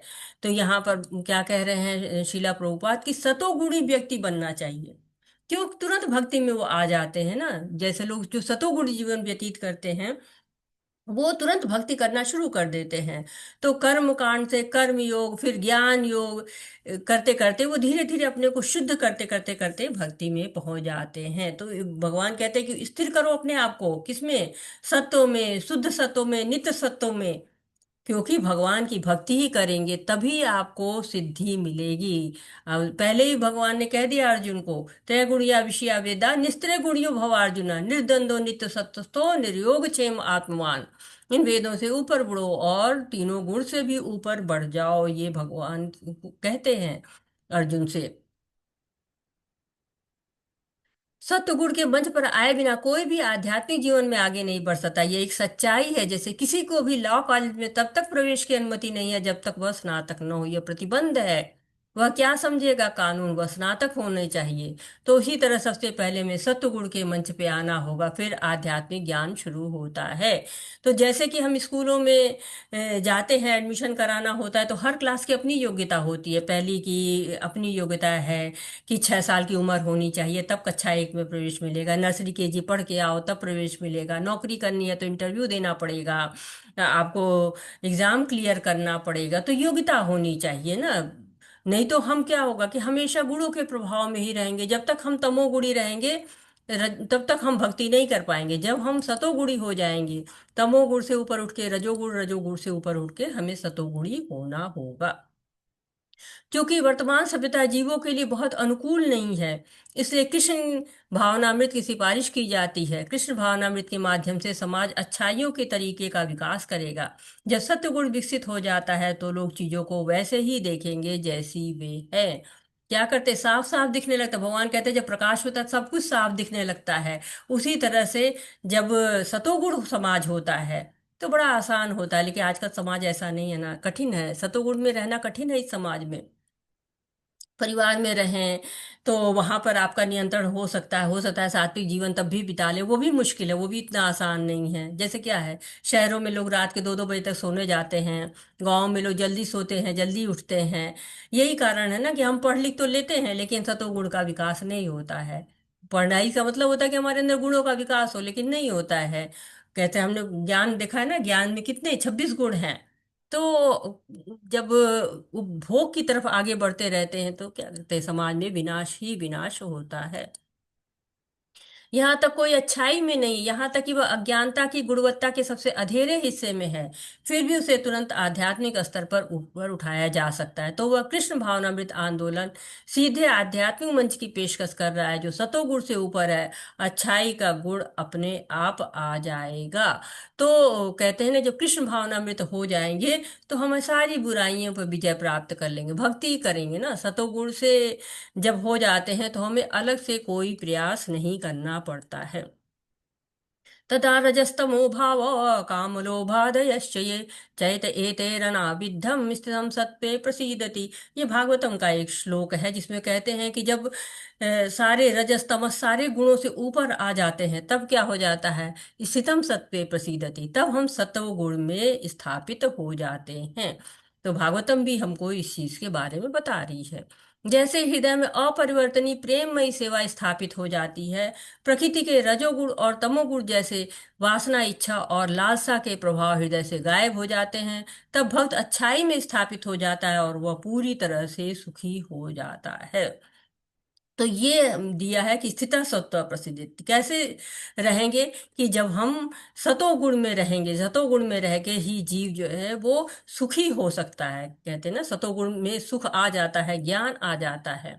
तो उद्देश्य क्या है? समझ। भगवत गीता अध्याय 17 और 18 का एक सिंहावलोकन प्रस्तुत किया। प्रचार उपदेश कि भगवत गीता अध्याय 17 श्लोक 1 से 3 में वर्णित रूप में कृष्ण के विश्वास के विश्लेषण के संबंध में विभिन्न धार्मिक प्रथाओं की योग्यता पे चर्चा की। तो हम लोगों ने धार्मिक प्रथाओं के बारे में पढ़ा, उस पर बात की। मूल्यांकन। भगवत गीता 17:20 से 22 के संदर्भ में उचित और अनुचित दान की चर्चा की। कृष्ण भावनामृत के अभ्यास में सतोगुण विकसित करने के महत्व को जाना। कृष्ण भावनामृत किस प्रकार सतोगुण से स्वतंत्र है। शिला प्रभुपाद जी क्या कहते हैं? कई लोगों को वास्तविक ज्ञान की कोई शिक्षा नहीं है, वे गैर जिम्मेदार हो जाते हैं। इस गैर जिम्मेदारी को रोकने के लिए सामान्य रूप से लोगों को सतोगुण के तरीके को विकसित करने की शिक्षा होनी चाहिए। जब उन्हें वास्तव में सतोगुण में शिक्षित किया जाता है तो वे शांत हो जाते हैं, उन्हें चीजों का पूरा ज्ञान हो जाता है और प्रजा सुखी और समृद्ध होगी। भले ही अधिकांश लोग सुखी और समृद्ध न हो, यदि जनसंख्या का एक निश्चित प्रतिशत किस भावनामृत विकसित करता है और सतोगुण में स्थित हो जाता है तो पूरे विश्व में शांति और समृद्धि की संभावना है। तो यहाँ पे समाप्त होता है हम लोग का ये सत्र। वांछा कल्पतरुभ्यश्च कृपा सिंधुभ्य एव च पतितानां पावनेभ्यो वैष्णवेभ्यो नमो नमः। अनंत कोटि वैष्णव बिंद की जय। शीला प्रभुपाद की जय। भगवद गीता भागवतम की जय। हरे कृष्णा जय कृष्ण कृष्ण हरे कृष्णा कृष्णा कृष्णा हरे हरे हरे राम राम हरे राम राम राम हरे हरे कृष्णा। सभी को हरे कृष्णा। आपका कोई प्रश्न है, आपका कोई सुझाव है, आप कुछ ऐड करना चाहते हैं, आप कुछ त्रुटि सुधार करना चाहते हैं तो मोस्ट वेलकम। हरे कृष्णा हरे कृष्णा। पुण्यवती माता हरे जी कृष्णा माता। कुछ कहना है तो हरे कृष्णा जी माता जी। हाँ जी। हाँ माता जी, टेम्पल से मैसेज आया था, मैं ग्रुप में भी डाल दूंगी जानी माता जी का। तो उन्होंने कहा है कि सभी डिवोटीज जो है वो मंगल आरती में उपस्थित रहे। और दूसरा उन्होंने